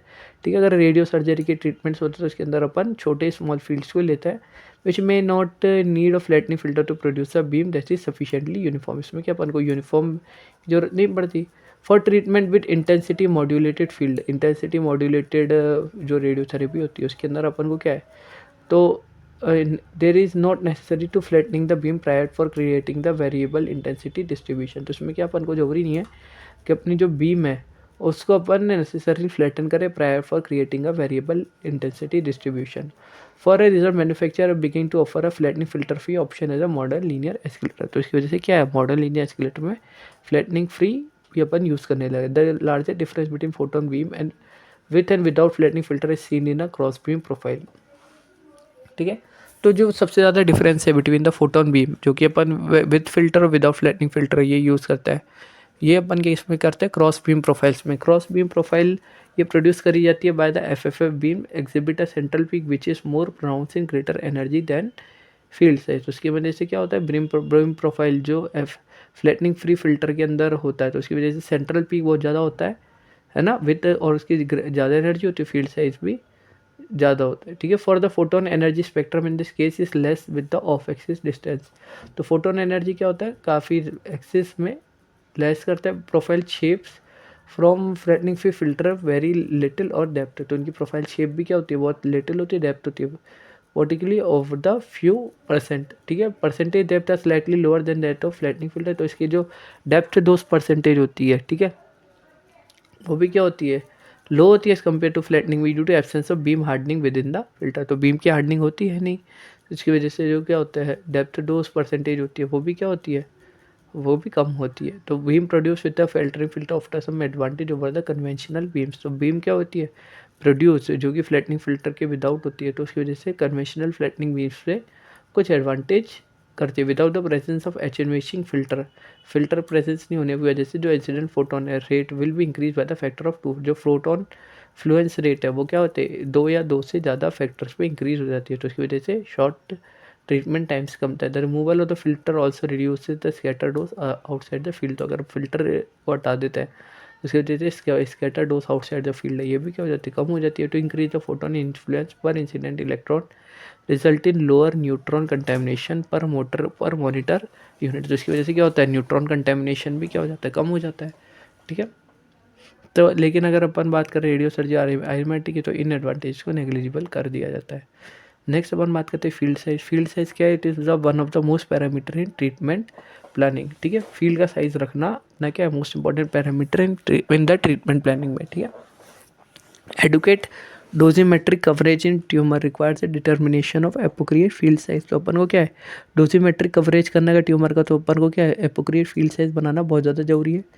The determination must be made dosimetrically rather than geometric. तो अपन को डिटर्मिनेशन क्या है, ज्योमेट्रिक के हिसाब से नहीं रखना चाहिए, अपन को क्या है, डोजीमेट्रिक रखना चाहिए। मतलब अपन को किस पार्ट को कितनी डोज देनी है, उसके बाहर वाले कौन से ATP GTP CTV ITV, तो अपन इस टाइप से डोज के रेट्स बनाते हैं। तो क्या होता है कि इसको कितनी डोज लगेगी, कौन से पार्ट को कितनी मिलेगी, है ना, ट्यूमर के आसपास के एरिया को कितनी मिली, तो उसके हिसाब से डोजीमेट्रिकली अपन फील्ड साइज डिटरमाइन करते हैं। In other word that certain dose curve जो कि 90 to 95 है, ankylosing in treatment value should be guided in choosing the field rather than geometric dimension of the field. तो इसमें जो 90 to 95% है ट्रीटमेंट वॉल्यूम का, उसको अपन को गाइड करना चाहिए choosing the field size rather than geometric distribution of the field.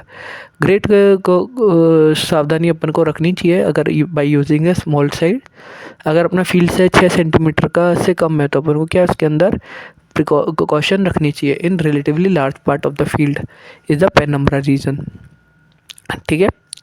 Depending on the source size, source के साइज के ऊपर, कॉलिमिनेशन के ऊपर, designing of the flattening filter के ऊपर, the isodose curve for small feed, जो आइसोडो कर्व है for the small feed is general to be the bell shape बन जाता है, ठीक है। अगर अपन फीड साइज कम रखते हैं तो उसकी वजह से क्या होता है, जो ज़्यादातर जो आइसोडोस कर्व कैसा शेप बन जाएगा, बेल शेप का बन जाएगा। Thus treatment planning with isodose curve should be mandatory for small field size. तो इसमें जो आइसोडोस कर्वेचर है, तो वो मैंडेटरी हो जाता है for the small field. In case of cobalt 60 the isodose curvature increase the field size becomes overly large. तो आइसोडोस कर्वेचर इंक्रीज हो जाता है इन केस ऑफ कोबार्ट 60, अपना फील्ड साइज अगर ओवरली लार्ज है। The reason for the effective productive reduction of scatter radiation with increasing distance from central axis as well as obligaty of the primary rays, ठीक है। The effect become particularly severe with elongated field such as, देखो अपना क्या हो रहा है, is the productive with the increase distance. देखो central axis से जैसे अपन डिस्टेंस इंक्रीज करता है, तो उसकी वजह से क्या होता है,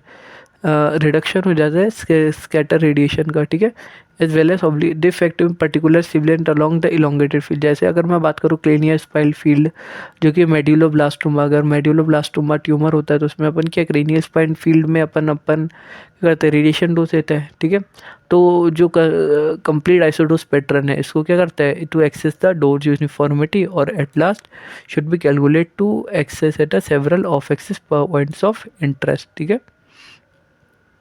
नेक्स्ट अपन बात करते हैं वेज फिल्टर्स। वेज फिल्टर क्या होता है, they are 2 classes of wedge filter. पहला है फिजिकल वेज फिल्टर और दूसरा है नॉन फिजिकल वेज फिल्टर्स, ठीक है।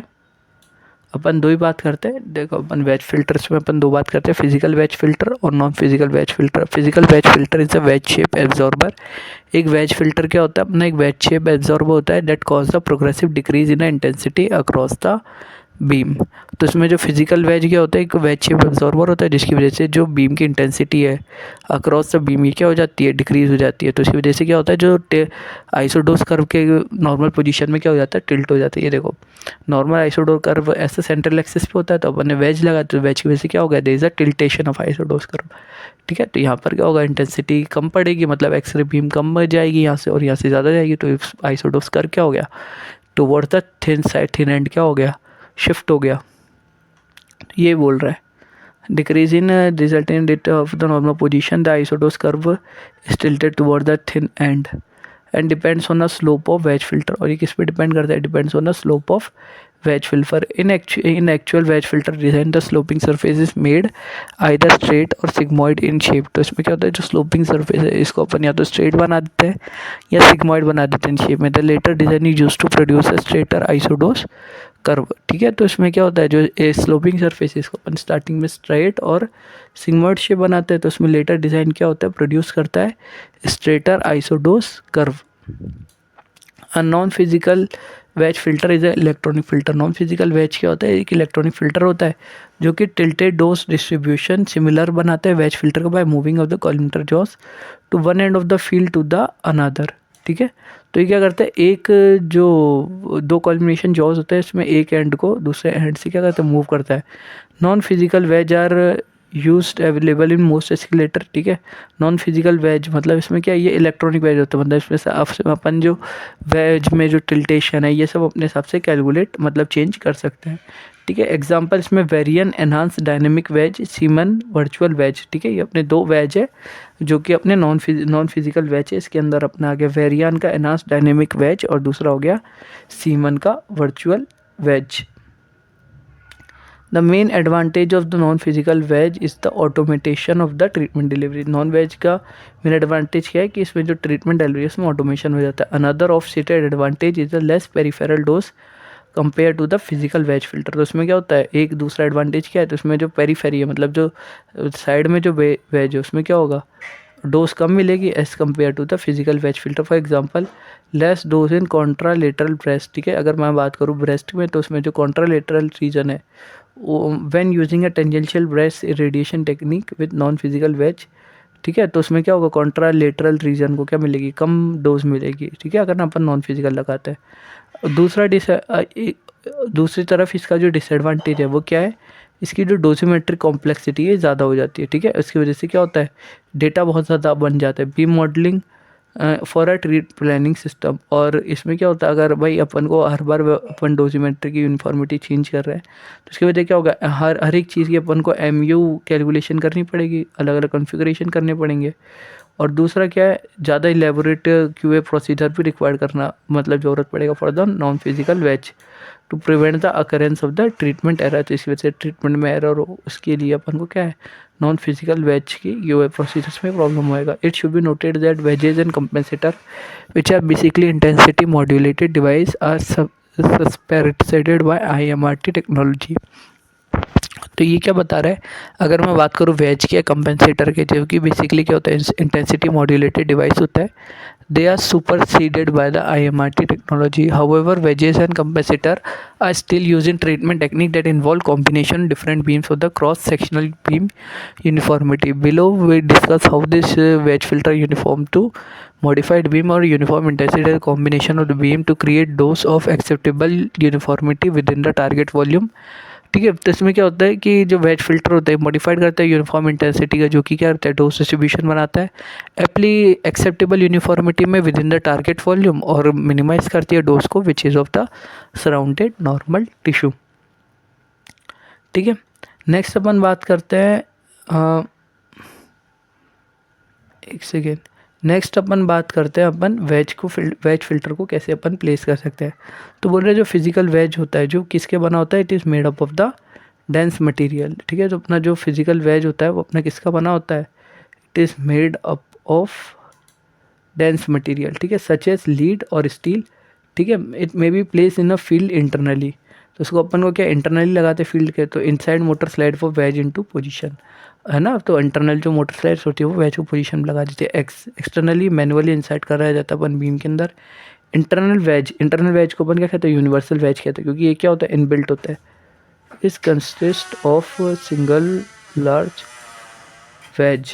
ठीक है, तो जो इंटरनल वेज होता है इसके अंदर क्या होता है, सिंगल लार्ज वेज होता है। ठीक है, तो सिंगल लार्ज वेज होता है वो कितना होता है, 60 डिग्री का होता है।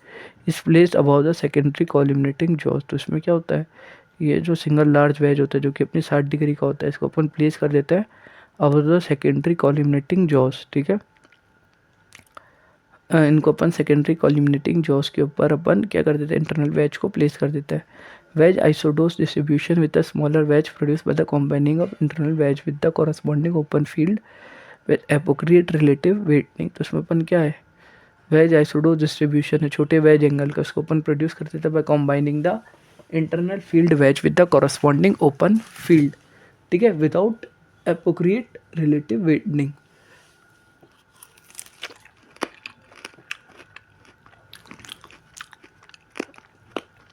एक्सटर्नल फिजिकल वेज क्या होता है, इसको अपन माउंट कर देते हैं ट्रांसपेरेंट प्लास्टिक रिग में या अपन फ्रेम में लगा देते हैं, जो कि इंसर्ट करता है in a designing slot of the head of the machine.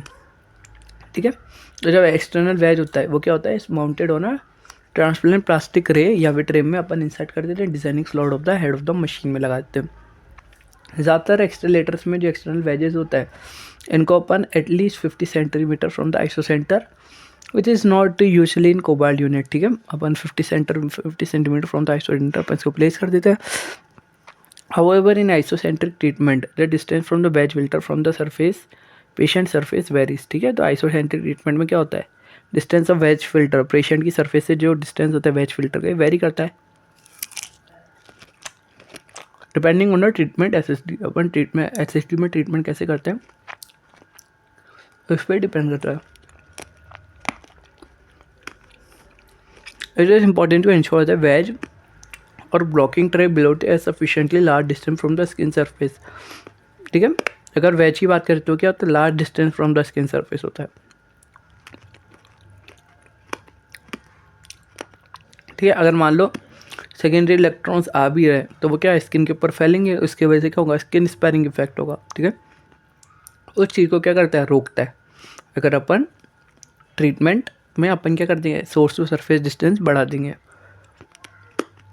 By the absorber facing the surface does not destroying the skin sparing surface of the mega voltage photobeam। in case of mega voltage beam जो skin sparing effect है उसको अपन रोक देते हैं। The rule thumb the minimum distance is about 15 centimetre required between the absorber और the beam of the surface in order to keep the skin doors below the 50% of Dmax।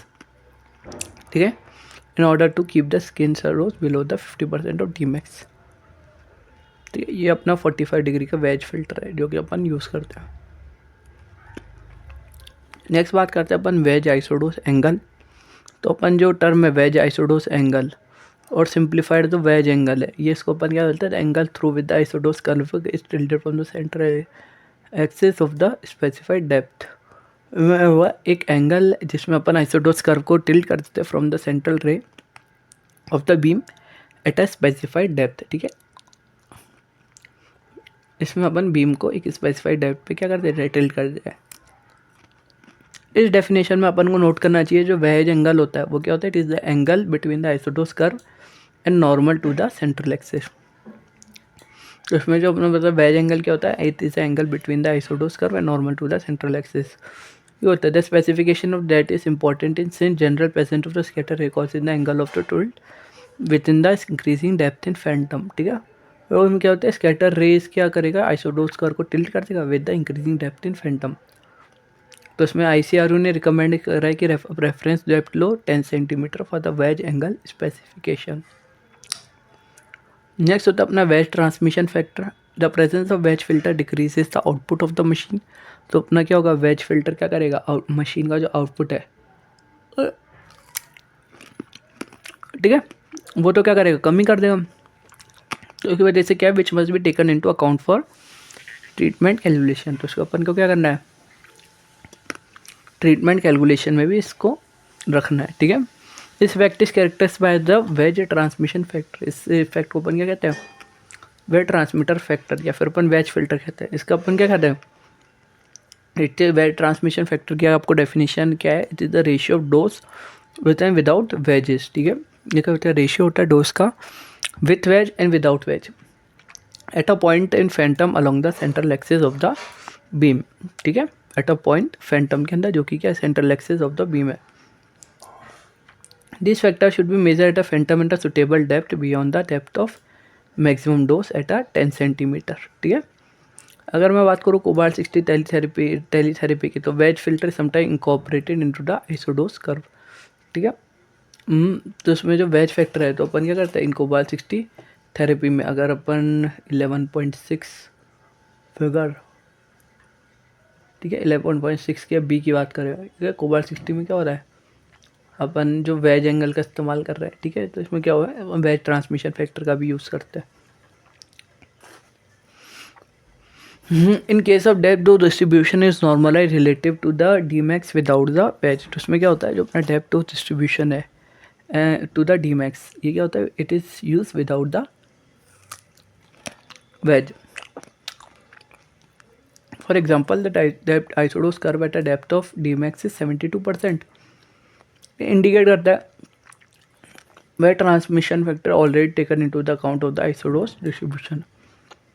ठीक है, क्या बात होता है कि वेज को फैक्टर अपन इसमें आइसोडोस डिस्ट्रीब्यूशन में ले लिए। If the chart is use for isodose planning no further correction should be applied to this output. अगर अपन इस चार्ट को आइसोडोस प्लानिंग में लेते हैं तो आउटपुट में करेक्शन करने की कोई ज़रूरत नहीं पड़ती। The most common and recommended approach is to normalise the isodose का related to the central axis Dmax is the with wedge of the beam. ये क्या बताया है, अपना आइसोडोस कर्व है relative to the central axis of the Dmax इसको बनाते हैं with the wedge of the beam. 100% isodose curve indicate the depth of Dmax। ठीक है, यहाँ बताता है जो 100% डोज है ये इंडिकेट करता है at the depth of Dmax।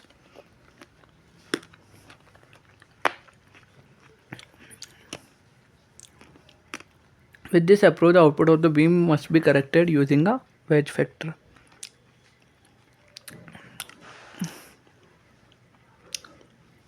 Next अपन बात करते हैं फिजिकल वेज सिस्टम की। तो जो फिजिकल वेज सिस्टम है वो अपने दो टाइप का पार्ट होता है, दो पार्ट में बटा होता है। पहला होता है इंडिविजुअलाइज वेज सिस्टम, जिसमें क्या होता है requires a separate wedge for each beam with. हर एक बीम विथ के लिए एक सेपरेट वेज होता है, optimally design to minimize the loss of the beam output. ठीक है, इंडिविजुअलाइज की बात होती है। The mechanism provide to alignment the thin end of the wedge with the borders of the light field. तो उसमें जो थिन एंड होता है वेज उसको बन क्या करते हैं बॉर्डर्स ऑफ लाइट फील्ड के बीच में लगा देते हैं। द सेकेंड सिस्टम क्या होता है, it is the universal wedge. तो इसमें क्या सिंगल वेज को ही अपन for all field beam with अपन यूज़ कर लेते हैं। The filter is fixed centrally on the beam while the field can be open to any size. ठीक है, अपन जो फील्ड इसमें कोई से भी साइज का लगा देते हैं। As illustrate the small part of the wedge A B C is producing the given wedge angle and the rest A C D is unwedge. ठीक है, तो उसमें अपना ए सी डी ई, ये जो ए सी डी हो ये तो अपना अनवेज होता है और ये वाला अपना वेज होता है। इसकी वजह से अपन इसमें चेंज कर देता है। I contributed the isodose tilt but necessary reduces the beam intensity. ये क्या करता है बीम इंटेंसिटी को रिड्यूस कर देता है। In the individualized economic the beam output preferred in cobalt therapy for it is useful for the linear escalator beam where output is plentiful। Next अपन बात करते हैं इफेक्ट ऑफ बीम क्वालिटी की। Beam quality के ऊपर क्या effect पड़ रहा है, तो क्या बोल रहा है द वेज फिल्टर क्या करता है, it has a capacity to alter the beam quality by preferentially attenuation the low energy photons. ये क्या बोलता है कि भाई लो एनर्जी फोटॉन्स होता है उनको क्या करता है बीम हार्डनिंग कर देता है, and to a lesser extent by Compton spectring which result in the energy degradation। तो इसी वजह से क्या होता है जो वेज फिल्टर क्या करता है बीम की क्वालिटी को अल्टर कर देता है by low energy photon beam को हार्डनिंग करके, और कॉम्पटन इफेक्ट को क्या करता है इंक्रीज कर देता है which result in energy degradation. इसी वजह से क्या होता है एनर्जी में डिग्रेडेशन होता है, बीम सॉफ्ट हो जाती है। For the cobalt 60 beam because the primary beam is essentially mono energetic. Cobalt 60 की बात करूँ तो जो प्राइमरी बीम होती है वो क्या होती है मोनो एनर्जेटिक होती है। तो presence of wedge filter does not significantly alter the central axis percentage depth dose distribution. तो क्या होता है अगर वेज फिल्टर प्रेजेंट है तो वो क्या करेगा central axis percentage depth dose distribution को चेंज नहीं कर पाएगा। For x-rays on the other hand can be some beam hardening. ठीक है, अगर अपन एक्सरे की बात करें तो क्या करेगा कुछ बीम हार्डनिंग कर देता है and consequently the depth of distribution somewhat alter specially at a large depth। The wedge filter produce some change in beam quality as noted the effect of not large enough alter to calculate other parameters such as collimation, scatter factor।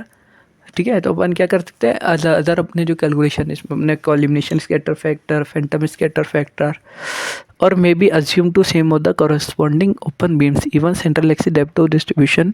ठीक है, तो अपन अगर मान लो central axis depth उसकी बात करो tissue air radio tissue Phantom ratio tissue maximum radio ये क्या होता है अनचेंज होता है फॉर अगर अपनी छोटी डेप्थ हो। The error cause by the assumption minimized by the west transmission factor has been measured at a reference depth to the point of interest। ठीक है, अगर अपन रेफरेंस डेप्थ तो पॉइंट ऑफ इंटरेस्ट को ले तो अपन क्या करते हैं ये जो एरर है इन असम्पशंस में तो अपन क्या लेते हैं उसको मिनिमाइज कर सकते हैं। ठीक है,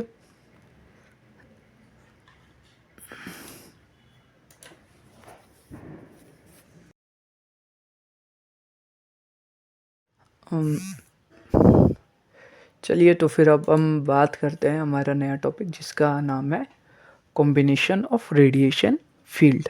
ठीक है, तो ये क्या बोल रहा है कि treatment of single photon is seldom used, है ना। जो अपन क्या है सिंगल फोटोन बीम का अपन कभी कभार ही यूज़ करते हैं और अपना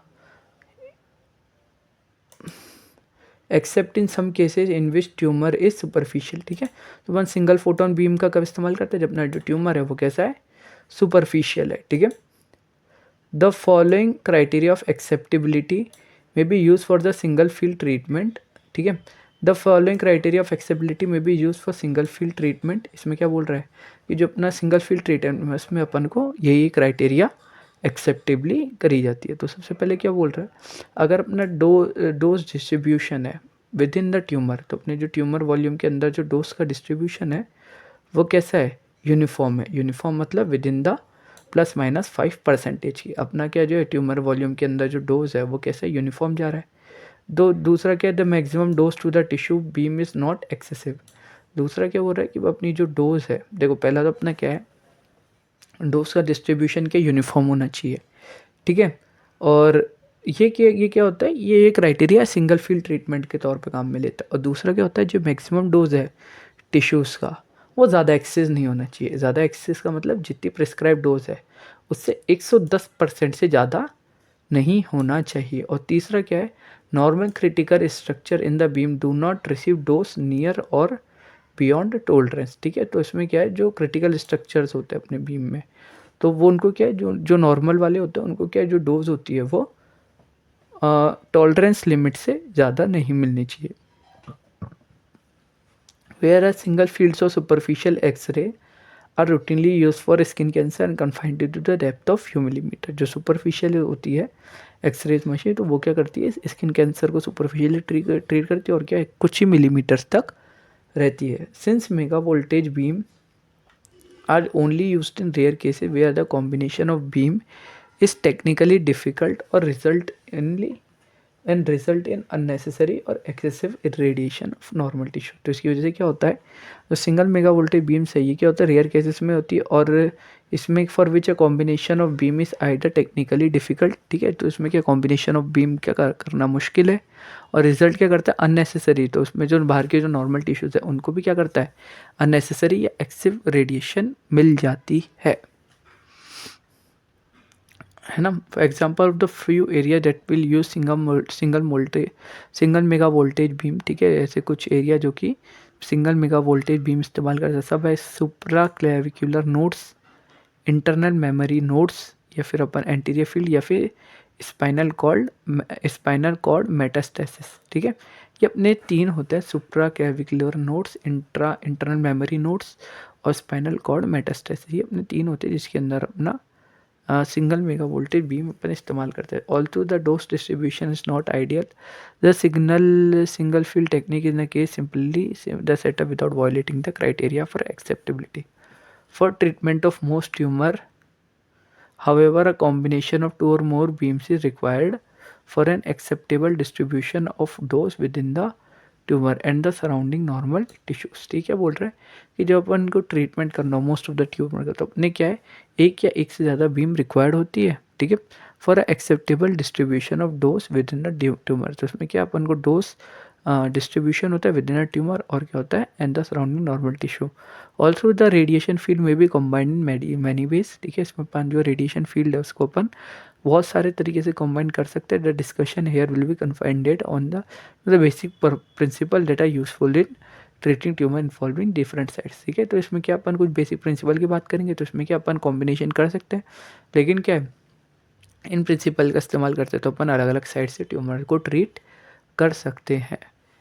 पहला है पैरेलल अपोजिट फील्ड। ठीक है, पहला टॉपिक है parallel opposite field. The simplest combination of two field is the pair of field directed along the same axis to the opposite side of treatment volume.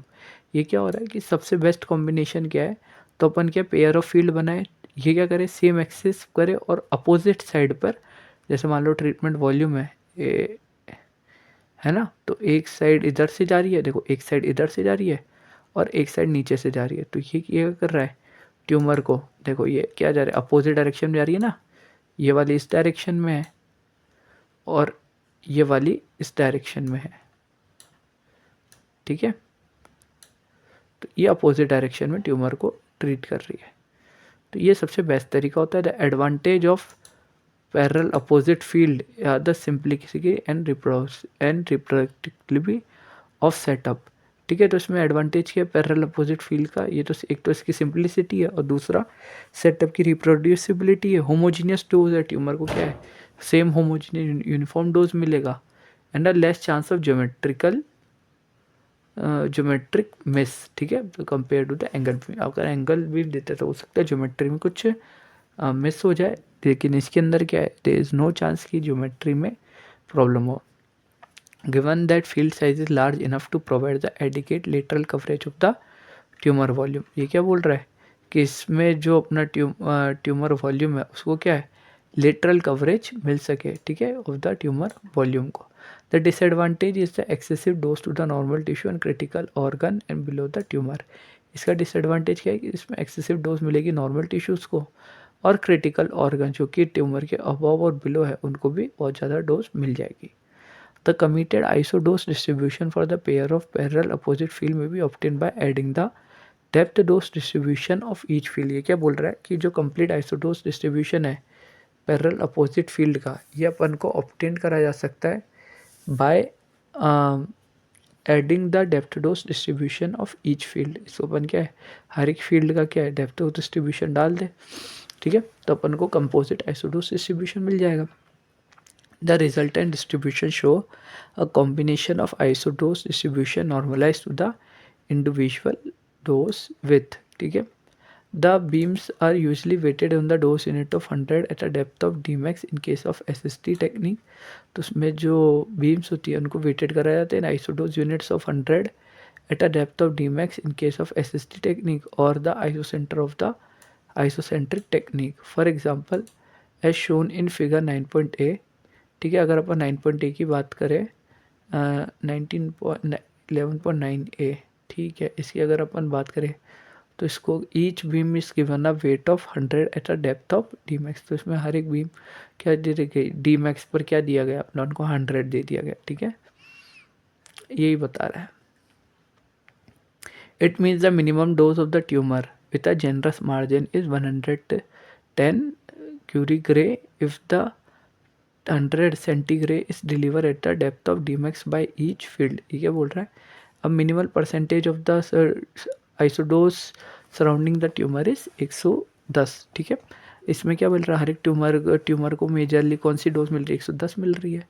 तो इसमें क्या मिल रहा है द मिनिमम डोज कितनी मिल रही है 110 क्यूरिक रे if the 110 curie gray deliver at the depth of D max by each field if the tumour dose were to be specified at this isodose level. अगर अपन को ट्यूमर डोज क्या करना है स्पेसिफाइड करना है इस आइसो लेवल पे तो अपन कैलकुलेट कर सकते हैं D max dose and treatment time for each field. तो इसमें अपन डी मैक्स और ट्रीटमेंट टाइम हर एक फील्ड का अपन इसमें कैलकुलेट कर सकते हैं। Thus the 190 curie gray isodose represent the max specific voltage dosage level if they deliver. तो ये जो अपना जो 190 है या 129 है ये अपना क्या ये वो वाला हिस्सा दिखा रहा है कि जब अपन इतनी डोज देंगे तब जो अपना ट्यूमर है उसको कितना मिलेगा 100 मिलेगा, 100 या 110 अपन को मिल जाएगा, ठीक है। To the isocentre once the isodose chart is calculate the one के determine the treatment time monitor unit described in chapter 10, जो कि चैप्टर 10 में अपन ट्रीटमेंट टाइम मॉनिटर यूनिट है उसमें अपन पता कर सकते हैं, ठीक है।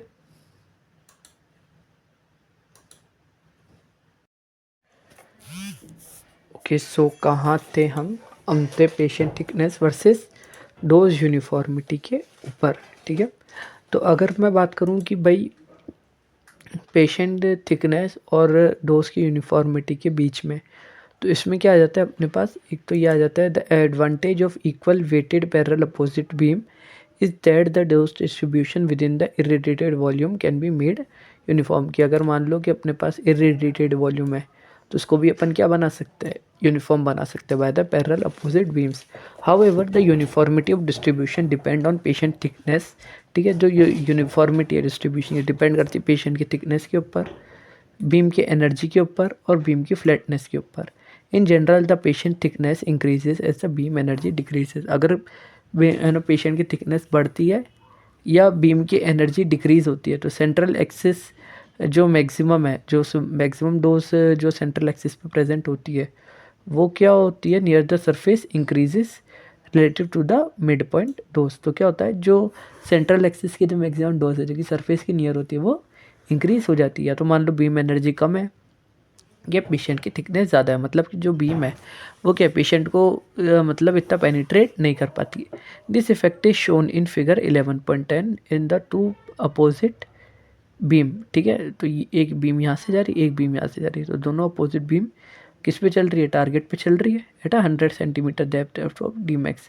और दूसरा क्या है, isocentric plane of each beam weighted at 100 at isocentre, ठीक है। तो ये अपने क्या दो अपन ने क्या करी इसको आइसोसेंटर पे दे दिया, ठीक है। अब ये क्या बोल रहे हैं, and the two opposite beams are placed at 25 centimetre apart with the mid point normalise to 100। तो अपन ने क्या करा, दो बीम्स को अपन ने 25 सेंटीमीटर अपार्ट में रख दिया विद द मिड पॉइंट जिसमें अपन नॉर्मलाइज कर दिया 100 तक। The curve for cobalt 60 and 4 mega electron volt show the patient of this thickness parallel opposite beam will give rise to the excess higher dose to the subcutaneous tissue, ठीक है। ये क्या बोल रहा है, ये कर्व जो है अपना कोबाल्ट 60 का, तो ये अपना ये जो अपना कर्व बना रहा है for the parallel opposite field for the cobalt 60 would give rise to the, जो कोबाल्ट 60 और 4 मेगा इलेक्ट्रॉन वोल्ट के बीच में देखो ये कोबाल्ट 60 रहा है ना, ये तो अच्छा ये अपना कोबाल्ट 60 रहा और ये 4 मेगा इलेक्ट्रॉन वाली जो बीम रही उसकी ये जो बीच में जो ग्राफ बन रहा है वो क्या बोल रहा है, the is show the patient for thickness parallel opposite beam. अगर कोई पेशेंट की थिकनेस है for the parallel opposite beams would give rise to the excessive higher dose to the subcutaneous tissue compared to tumor dose at the mid point. तो उसमें क्या बोल रहा है, जो सबक्यूटेनियस टिश्यू है उनके ऊपर क्या पड़ जाएगा, ज़्यादा मैक्सिमम डोज पड़ जाएगी। अपने देखो सबक्यूटेनियस टिश्यू आ गया ना, तो उसमें क्या है, और ये इधर सबक्यूटेनियस टिश्यू होगा और ये जो बीच का सेंटर वाला पार्ट है उसमें डोज कम पड़ेगी और इस सबक्यूटेनियस टिश्यूज़ के अंदर अपनी जो डोज है वो कैसी हो जाएगी, मैक्सिमम हो जाएगी। As the dose increases to 10 mega electron volt the distribution becomes almost uniform at 25। देखो अगर अपन 10 मेगा इलेक्ट्रॉन वोल्ट करा तो डिस्ट्रीब्यूशन क्या हो गया, यूनिफॉर्म हो गया। और अगर अपन 25 मेगा इलेक्ट्रॉन वोल्ट को लेते हैं तो इसकी वजह से क्या होगा, it shows sparing of superficial tissue relative to the mid line structure. तो इसकी वजह से क्या होता है, जो सुपरफिशियल टिश्यू है इसमें क्या होता है, स्पेयरिंग इफेक्ट शो करने लग जाता है relative to the mid line structure. The ratio of maximum peripheral dose to the midpoint plotted in figure 11.11 as a function of patient thickness and number of beam energy। तो ये ratio of maximum peripheral dose है, तो ये क्या बना रहा है, it is act as a function of patient thickness. Patient 11, अच्छा ये क्या है, पेशेंट की थिकनेस वर्सेस मैक्सिमम जो peripheral dose upon mid point का जो रेशियो है उनके बीच में ग्राफ बनाया गया है, ठीक है। तो ये क्या बोल रहा है, such data useful in choosing the appropriate beam energy for the given patient thickness. अगर पेशेंट की थिकनेस के हिसाब से अपन को जितनी डोज देनी है तो उसके हिसाब से अपनी क्या है ये चुनाव करने काम में आती है कि अपन को कोबाल्ट 60 पे देनी है, 4 मेगा इलेक्ट्रॉन वोल्ट पे देनी है, 10 ये 25 मेगा वोल्ट, इसमें क्या है अलग अलग में अपन काम कर सकते हैं। For example, the acceptably uniform dose that is within the plus minus 5% is achievable with cobalt 60 or 4 to 6 mega electron volt of thickness about 15 centimeter or less head net extremity. However, the thickness of 20 centimeter or greater thorax, abdomen and pelvis and 10 mega electron volt for a higher end must be used to spare the normal subcutaneous tissue, ठीक है। तो इसमें अपन क्या अलग अलग body के parts के हिसाब से अपन अलग अलग टाइप के मेगा इलेक्ट्रॉन वोल्ट या फिर कोबाल्ट 60 का इसमें इस्तेमाल कर सकते हैं, ठीक है। नेक्स्ट आता अपना एज इफेक्ट। एज इफेक्ट को अपन बोलते हैं तो lateral tissue damage when treating with multiple beams the question arises whether one should treat one field per day और ऑल फील्ड पर डे, ठीक है। तो जब अपन मल्टीपल बीम से ट्रीट करते हैं तो उसमें क्वेश्चन अराइज होता है कि अपन को एक फील्ड को एक दिन देना चाहिए या फिर सारे फील्ड को एक दिन देना चाहिए। तो विल्सन एंड हॉल ने इस प्रॉब्लम को डिस्क्राइब करा in terms of cell survival curve and Ellis time dose fraction formula, ठीक है। ये दो अपने फार्मूला थे, इसकी वजह से उन्होंने बताया फॉर पैरेलल अपोजिट बीम। अगर मैं बात करूँ पैरेलल अपोजिट बीम की, तो उन्होंने क्या शो करा, तो उन्होंने क्या करा, एक फील्ड को एक डे दिया, तो इसकी वजह से जो बायोलॉजिकल डैमेज है to normal subcutaneous tissue in treating the 2 field per day, ठीक है। तो जिसमें नॉर्मल बायोलॉजिकल डैमेज था वो क्या हुआ, वो ज़्यादा हुआ for normal subcutaneous tissue than treating with 2 fields per day. Describe the fact that total dose is same. लेकिन अपन को क्या पता लगा कि टोटल डोज सेम है, फिर भी जो अगर अपन एक फील्ड पर डे के हिसाब से का काम कर रहे थे तो क्या हो रहा था, उसमें बायोलॉजिकल डैमेज क्या हो रहा था, ज़्यादा हो रहा था। Apparently, the biological effect in normal tissue is greater. It receive alternating high or low dose fraction compared with an equal or medium size dose fraction resulting in treating both fields daily। ये क्या बोल रहा है कि जो biological effect है normal tissue में, ये क्या होगा, ज़्यादा होगा अगर वो हाई और low dose fraction compare with the, अगर वो ज़्यादा रिसीव करता है हाई और low dose fraction as compare to equal और मीडियम साइज फ्रैक्शन, ठीक है। अगर अपन मान लो किसी सेल को एक बार हाई दे रहा है एक बार लो दे रहा है, या फिर अपन किसी टिश्यू को अपन मीडियम डोज अपन रेगुलर दे रहे हैं, तो क्या हो रहा है, जिसमें हाई और लो वाला है उसमें अंदर तो ज़्यादा डैमेज होगा, जो मीडियम वाला है उसमें एज़ कम्पेयर टू इसमें क्या होगा, कम होगा। इस फिनोमिना को अपन ने क्या कहा, एज इफेक्ट का, या फिर अपन ने क्या कहा, टिश्यू लेटरल डैमेज का। ये प्रॉब्लम क्या हो जाती है, becomes more severe when the larger thickness, जब पेशेंट की थिकनेस ज़्यादा हो तब क्या होगा, ये प्रॉब्लम ज़्यादा आती है। When are not treated with 1 field per day using low energy beam, और उसको अपन क्या ट्रीट कर देता है using low energy beam by using 1 field per day. In such cases the dose per fraction to the subcutaneous tissue although delivered in alternated days is probability high, ठीक है। जो डोज पर फ्रैक्शन है ये अपन को tissues के अंदर ज़्यादा मिल जाती है, ठीक है।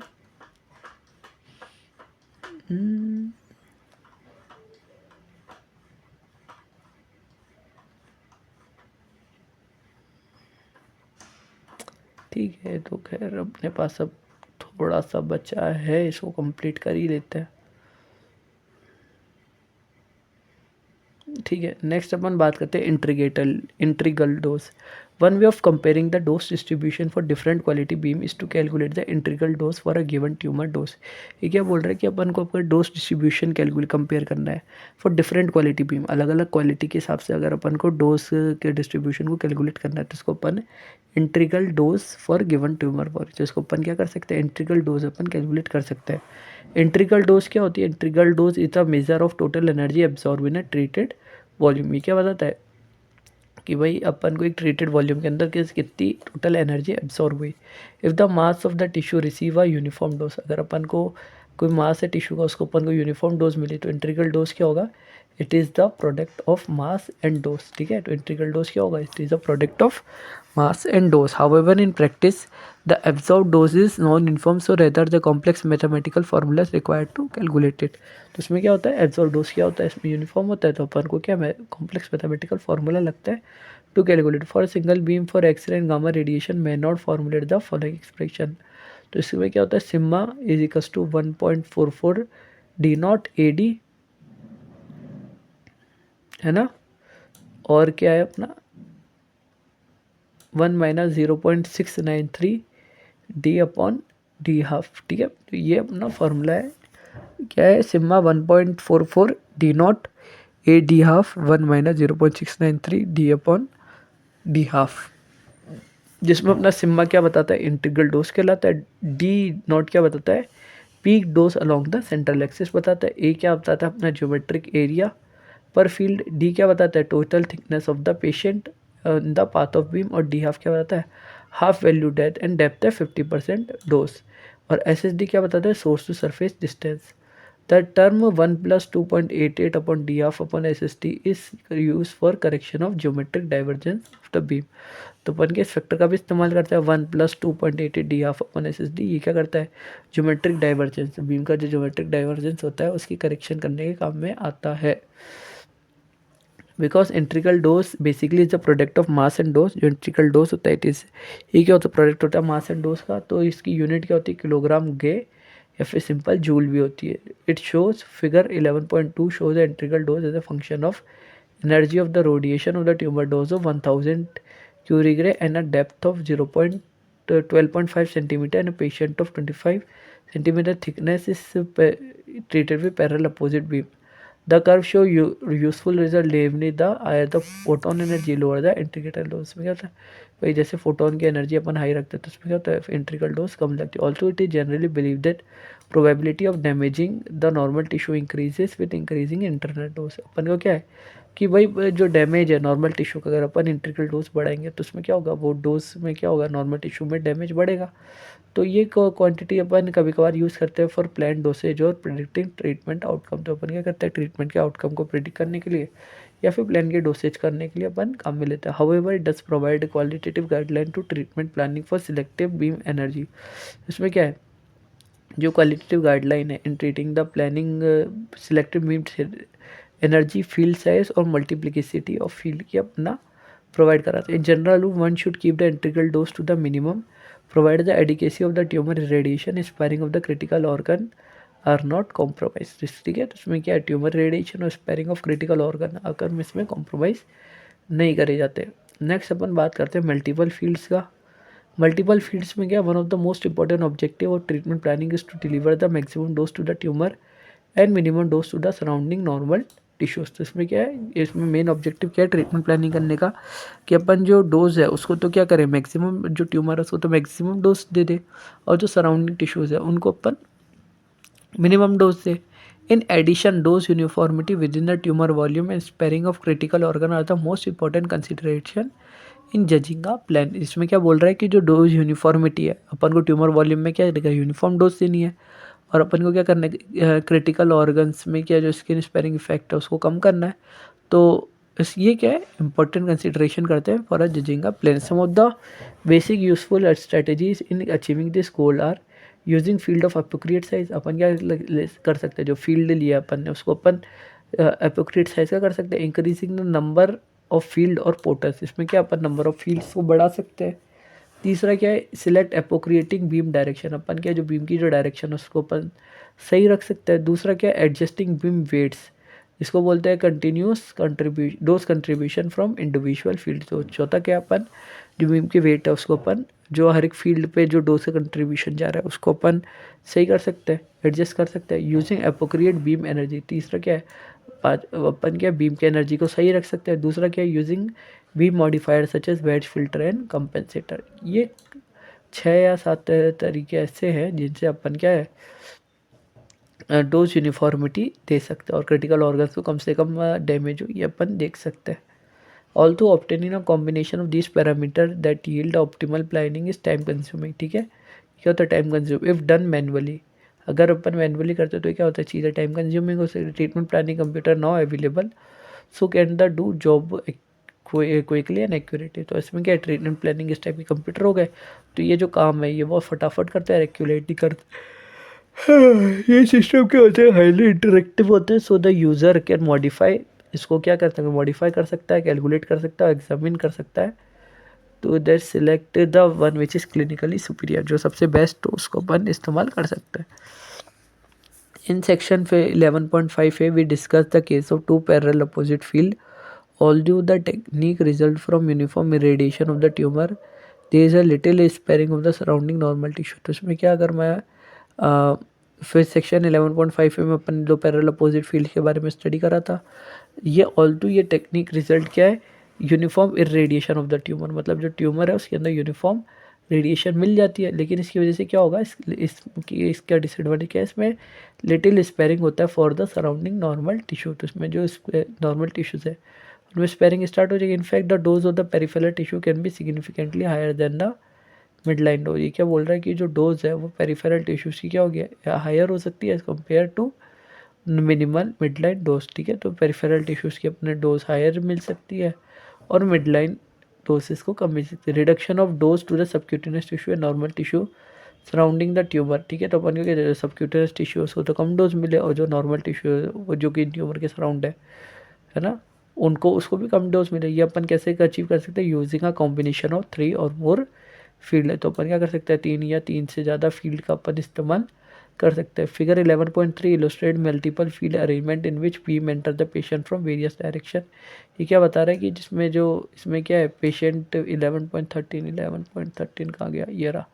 ये बता रहा है इसमें क्या है, जो बीम है वो पेशेंट के अंदर मल्टीपल डायरेक्शन से क्या हो रही है, अपन अंदर डाल रहे हैं, ठीक है। By using the multiple field the ratio of tumour to the normal dose is increase the ratio, तो ठीक है, जो ट्यूमर का डोज है जो कंपेयर टू नॉर्मल टिश्यू है वो अपन इंक्रीज कर सकते हैं। तो इसमें अपन one use for treatment of oesophagus और दूसरा किसको ट्रीट करा जा रहा है, प्रोस्टेट ग्लैंड को, ठीक है। तो इसमें क्या हो रहा है, फिगर 14 11.14 सी, 11.14 सी में क्या है, फिक्स्ड, अच्छा 11.14 सी में अपना फिक्स्ड आइसोसेंट्रिक टेक्निक रख के, ठीक है, अपन इसमें काम में ले रहे हैं fix SSD type technique in beam which beam weight are deliver to the D max point, ठीक है। इसमें क्या बीम को वेट को अपन डाल रहे हैं in the D max points में। हाँ देखो ये इसमें अपना क्या है, दो parallel opposite field right angle पे जा रही है, ठीक है। इसमें क्या है, अपनी दो फील्ड क्या है, राइट एंगल पे जा रही है। दूसरे में 120 डिग्री पे दो अपोजिंग पैरेलल फील्ड जा रही है। तीसरे में क्या है, 3 फील्ड का इस्तेमाल कर रहा है। इसमें एक तो एंटीरियर टू पोस्टीरियर, एक 45 डिग्री पे, जो वर्टिकल से जो 45 डिग्री के एंगल पर दो बीम और जा रही है, ये अपन इसमें इस्तेमाल कर रहे हैं। Although the multiple field can provide a good distribution, there are some clinical and technical limitation through this method. For example certain beam angle are prohibited because of the presence of critical organ in those direction, ठीक है। तो अपन कुछ beam angles को अपन क्या करते हैं, prohibited कर देते, क्योंकि वहाँ पे क्रिटिकल ऑर्गन प्रेजेंट होता है। और दूसरा सेटअप एक्यूरेसी ट्रीटमेंट, ये क्या होती है, बेटर होती है एज कम्पेयर टू सेटअप में be better with parallel opposite than for multiple angle beam arrangement. तो क्या पैरेलल अपोजिट में क्या होता है, सेटअप एक्यूरेसी बेटर होती है as compare to multiple angle beam arrangement. It is therefore important to realize the acceptability of treatment plan depend not only on the dose distribution on paper but also on the practical feasibility, ठीक है। Practical में क्या problem है, उस मतलब practical में आसानी में क्या है, सेटअप की एक्यूरेसी क्या है, और रिप्रोड्यूसिबिलिटी क्या है ट्रीटमेंट टेक्निक की, ठीक है। ये इन चीज़ों पे काम करती है। नेक्स्ट अपन बात करते हैं आइसोसेंट्रिक टेक्निक की। आइसोसेंट्रिक टेक्निक क्या होता है, जो अपनी मॉडर्न मशीन्स होती है, ठीक है, एक मिनट, अपन आइसोसेंट्रिक टेक्निक के बारे में बात कर रहे हैं। तो ठीक है, तो अगर अपन आइसोसेंट्रिक टेक्निक का इस्तेमाल करते हैं और ठीक है, तो अपन आइसोसेंट्रिक, तो most modern machines are constructed so the source of radiation can be rotate about horizontal axis. तो अपन ने क्या है, जो मॉडर्न एक्सरे मशीन है उसको अपन इस टाइप से कंस्ट्रक्ट करते हैं। तो जो सोर्स ऑफ रेडिएशन है ये क्या करता है, रोटेट करता है around this horizontal axis. The gantry of machine is capable of rotating through 360 degree with a collimator axis moving in a vertical plane, ठीक है। तो इसमें क्या बोल रहा है कि अपन ने जो गैंट्री होती है मशीन की, कैपेबल होती है 360 डिग्री रोटेट करने के लिए, अगर अपन कॉलिमेटर के एक्सिस मूव करिए around a vertical plane. The isocentre is a point of intersection with the collimator and the gantry of rotation, ठीक है। तो आइसोसेंटर क्या होता है, it is the point of intersection between collimator के axis और gantry of rotation के बीच में जो वो पॉइंट ऑफ इंटरसेक्शन होता है, उसको अपन ये कहते हैं आइसोसेंटर कहते हैं। नेक्स्ट अपन बात करते हैं स्टेशनरी बीम्स की। स्टेशनरी बीम्स क्या होता है, the isocentric technique of radiation consist of placing the isocentre of the machine at a depth with in the patient. तो इसमें क्या होता है, आइसोसेंट्रिक टेक्निक में जो अपना रेडिएशन है उसको अपन मशीन का जो आइसोसेंटर है उसको अपन क्या कर रहे हैं, पेशेंट की डेप्थ में रख दे and the direction of the beam from different direction. उसमें क्या जो बीम है अपन अलग अलग डायरेक्शन से देने लगे। The direction of the source from the isocentre और द एसएडी रिमेन कांस्टेंट। तो ठीक है, तो इसमें जो आइसोसेंटर एसएडी है वो तो कांस्टेंट रहेगा, ठीक है। सोर्स टू एक्सिस डिस्टेंस तो अपनी सेम रहेगी और अपना आइसोसेंटर सेम रहेगा। जो एसएसडी है, सोर्स टू सरफेस डिस्टेंस, ये क्या होती है, चेंज हो सकती है depending on the beam direction. मतलब मान लो जो पेशेंट है वो नॉर्मल तो होगा नहीं, कैसा होगा, रेगुलर होगा। तो कहीं पे हाइट ज़्यादा होगी, कहीं पे डेप्थ ज़्यादा होगी, तो अपन क्या जो एसएसडी है वो अपन इसमें चेंज कर सकते हैं। तो एसएडी में से अगर मैं डी को माइनस कर दूंगा तो अपना एसएसडी निकल जाएगा। तो एसएडी अपना कॉन्स्टेंट होता है, डी अपन को हर बार कैलकुलेट करना है पेशेंट की रेगुलरिटी के बेस पे, तो अपन क्या निकलता है, एसएसडी निकाल लेंगे, ठीक है। तो इसमें यही बोल रहा है, ये देखो यहाँ पे आइसोसेंटर है, यहाँ अपन ने मल्टीपल एंगल से दिया। Example multiplier 3-dimensional isocentric technique beam delivered to the 100 units at the isocenter fold mid side art by art to isocenter source to exit distance 100 centimetre. ये 4 फील्ड टेक्निक है, ठीक है। आइसोसेंट्रिक बीम न 100 units of the beam isocentre और फिर ये अपना सी क्या, 4 field technique to source to surface, all beams are weighted 100 unit, ठीक है। ये अपने कुछ टेक्निक्स होती है। इसमें डी के अपना डेप्थ ऑफ आइसोसेंटर है, knowing the depth and position of isocentre from direction such as anterior posterior, ठीक है। अपन क्या बता सकते हैं, डेप्थ और पोजीशन ऑफ आइसोसेंटर। तो एस एस डी अपन कैलकुलेट कर सकते हैं and setup from the direction. तब then the positioning of substituent field simply require moving a gantry and not the patient. Also, the technique in which SST is greater than SAD can be carried out isocentrically. तो इसको अपन क्या कह सकते हैं, isocentrically carried out कर सकते हैं. The major advantage for this method is the ease in which multiple field setup. ठीक है, तो उसमें मेजर एडवांटेज क्या है, जिसमें क्या है, जो अपने ईज़ होती है, जिसमें मल्टीपल फील्ड सेटअप कर सकते हैं, 2 से 3 या 3 से ज़्यादा अपन मल्टीपल फील्ड को सेटअप कर सकते हैं। इसमें अपन क्या कर सकते हैं, जो सारे फील्ड्स को अपन क्या कर सकते हैं, सेम ही डे क्या कर सकते हैं, ट्रीट कर सकते हैं।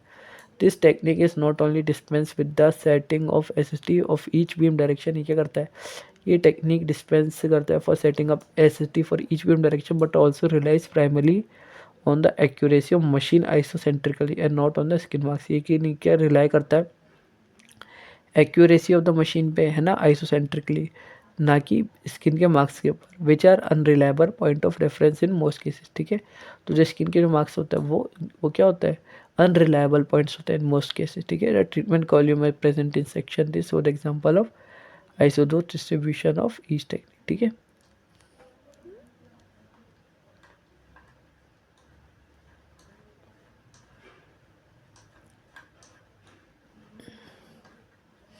ठीक है, तो बचा है अपना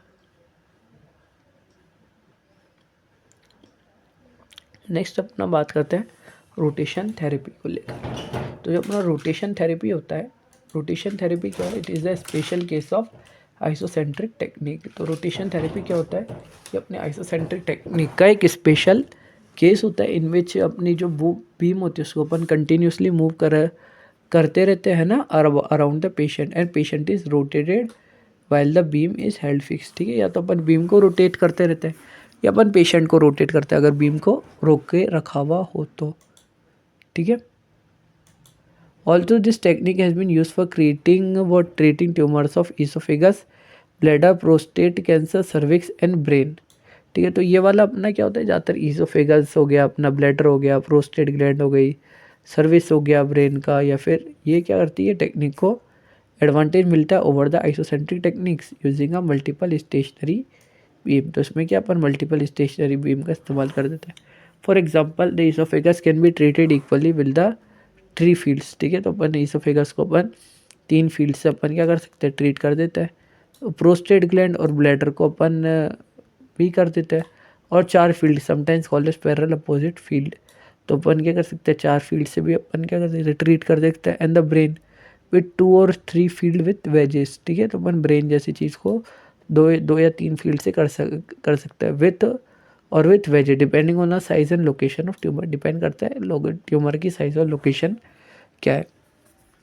ठीक है, नेक्स्ट अपना आता है many time it is a matter of individual preference. ठीक है, तो कुछ मेजरली टाइम पे क्या होता है, ये इंडिविजुअल का प्रेफरेंस होता है। ठीक है, उसको क्या करना है। All to that one technique में offer particular advantage over regarding of the patient positioning, blocking and other size of the volume to be irradiated.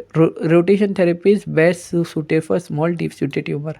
Rotation therapy क्या होता है, ये सूटेड होता है अगर मान लो ट्यूमर छोटा है, और कैसा होता है, डीप होता है।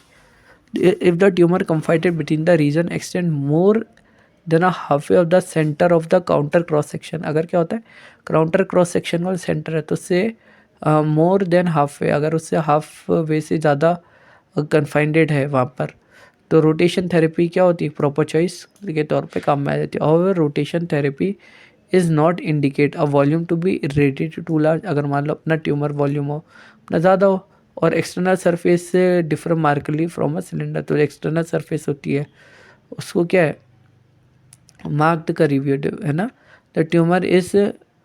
और तीसरा क्या होता है, ट्यूमर जो हो सेंटर से क्या हो, दूर ना हो। ठीक है, the calculation of rotation therapy can be made in the same way for stationary isocentric technique except the region large number of beams should be position around the patient and a fix angular interval. इसमें क्या है, जैसे मान लो अपना same dose की तरह अपन calculate करते हैं, लेकिन इसमें क्या है, अपना जो बीम है वो फिक्स रेंगुलर इंटरवल्स पे देना होता है। तो डोज रेट एट आइसोसेंटर क्या होता है, dose rate of isocentre dose rate of reference point into T आ जाता है, ठीक है। तो टी जो होता है वो क्या होता है, एवरेज टिश्यू फैंटम रेशियो या एवरेज टिश्यू मैक्सिमम रेशियो, ठीक है। तो इसमें अपन टिश्यू फैंटम रेशियो भी ले लेते हैं और अपन टिश्यू मैक्सिमम रेशियो भी ले लेते हैं। अगर अपन टिश्यू मैक्सिमम रेशियो यूज़ करते हैं तो डी रेफरेंस और डी मैक्स जो डोज होता है given field at a ACD ये अपन को मिल जाता है using the TMR chapter discuss in chapter 10। तो डी आइसो क्या होता है, ये अपने चैप्टर 10 में पढ़ा था। तो डी आइसो सेंटर क्या होता है, D0.SC multiply by SC multiply by SP into TMR। तो D0 और D मैक्स क्या होता है, ये डोज रेट होता है 10/10 फील्ड और SAD SC और SC क्या होता है, collimator Phantom scatter correction factor होता है जो कि गिवन फील्ड साइड एट आइसोसेंटर मिले हुए होता है। इनके सब लीनियर एस्केलेटर। D0 क्या होती है, मोटर यूनिट MU रेट होती है, ठीक है। 1 MU इजिकल टू 1 क्यूरिक रे at a centre of depth और D मैक्स है 10 to 10 सेंटीमीटर डेप्थ। नेक्स्ट बोल रहा है पेशेंट को, चलो एक क्वेश्चन है अपना जिसमें पेशेंट को 250 क्यूरिक ग्रे की अपन को क्या मिल रही है ना, 250 क्यूरिक ग्रे का अपन को आइसोसेंटर मिल रहा है by rotation therapy using a 4 mega electron way, ठीक है। 6/10 का सेंटीमीटर फील्ड है, सेंटीमीटर का SSD 100 दे रखा है। TMR अपन को कैलकुलेट करना है अकॉर्डिंग टू दिस। अच्छा TMR अपन को 0.746 दे रखा है। नंबर ऑफ मोटर यूनिट्स बताना है, ठीक है। अपन को set on the machine, the machine is set as 200 mega motor units per minute and given SC अपन को ये दे रखा है, SP अपन को दे रखा है।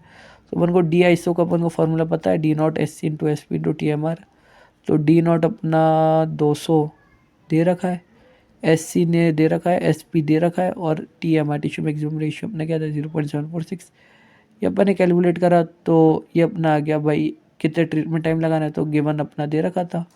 अपन ने ये बता दिया कि भाई आइसोसेंट्रिक में कितना लग रहा है, तो अपना टाइम कैलकुलेट हो गया, ठीक है। Total MU to be set तो अपन को 200 इंटू अगर अपन 7.3 करेंगे है ना पर मिनट के हिसाब से, तो अपन को इसको टाइम से कैलकुलेट करेंगे तो कितना आएगा 345 MU आ जाएगा। तो गैंट्री रोटेशन में स्पीड को अपन को सेट करना पड़ेगा 345 मॉनिटर यूनिट्स पे to deliver at a conclusion of rotation. Some machines can perform only one direction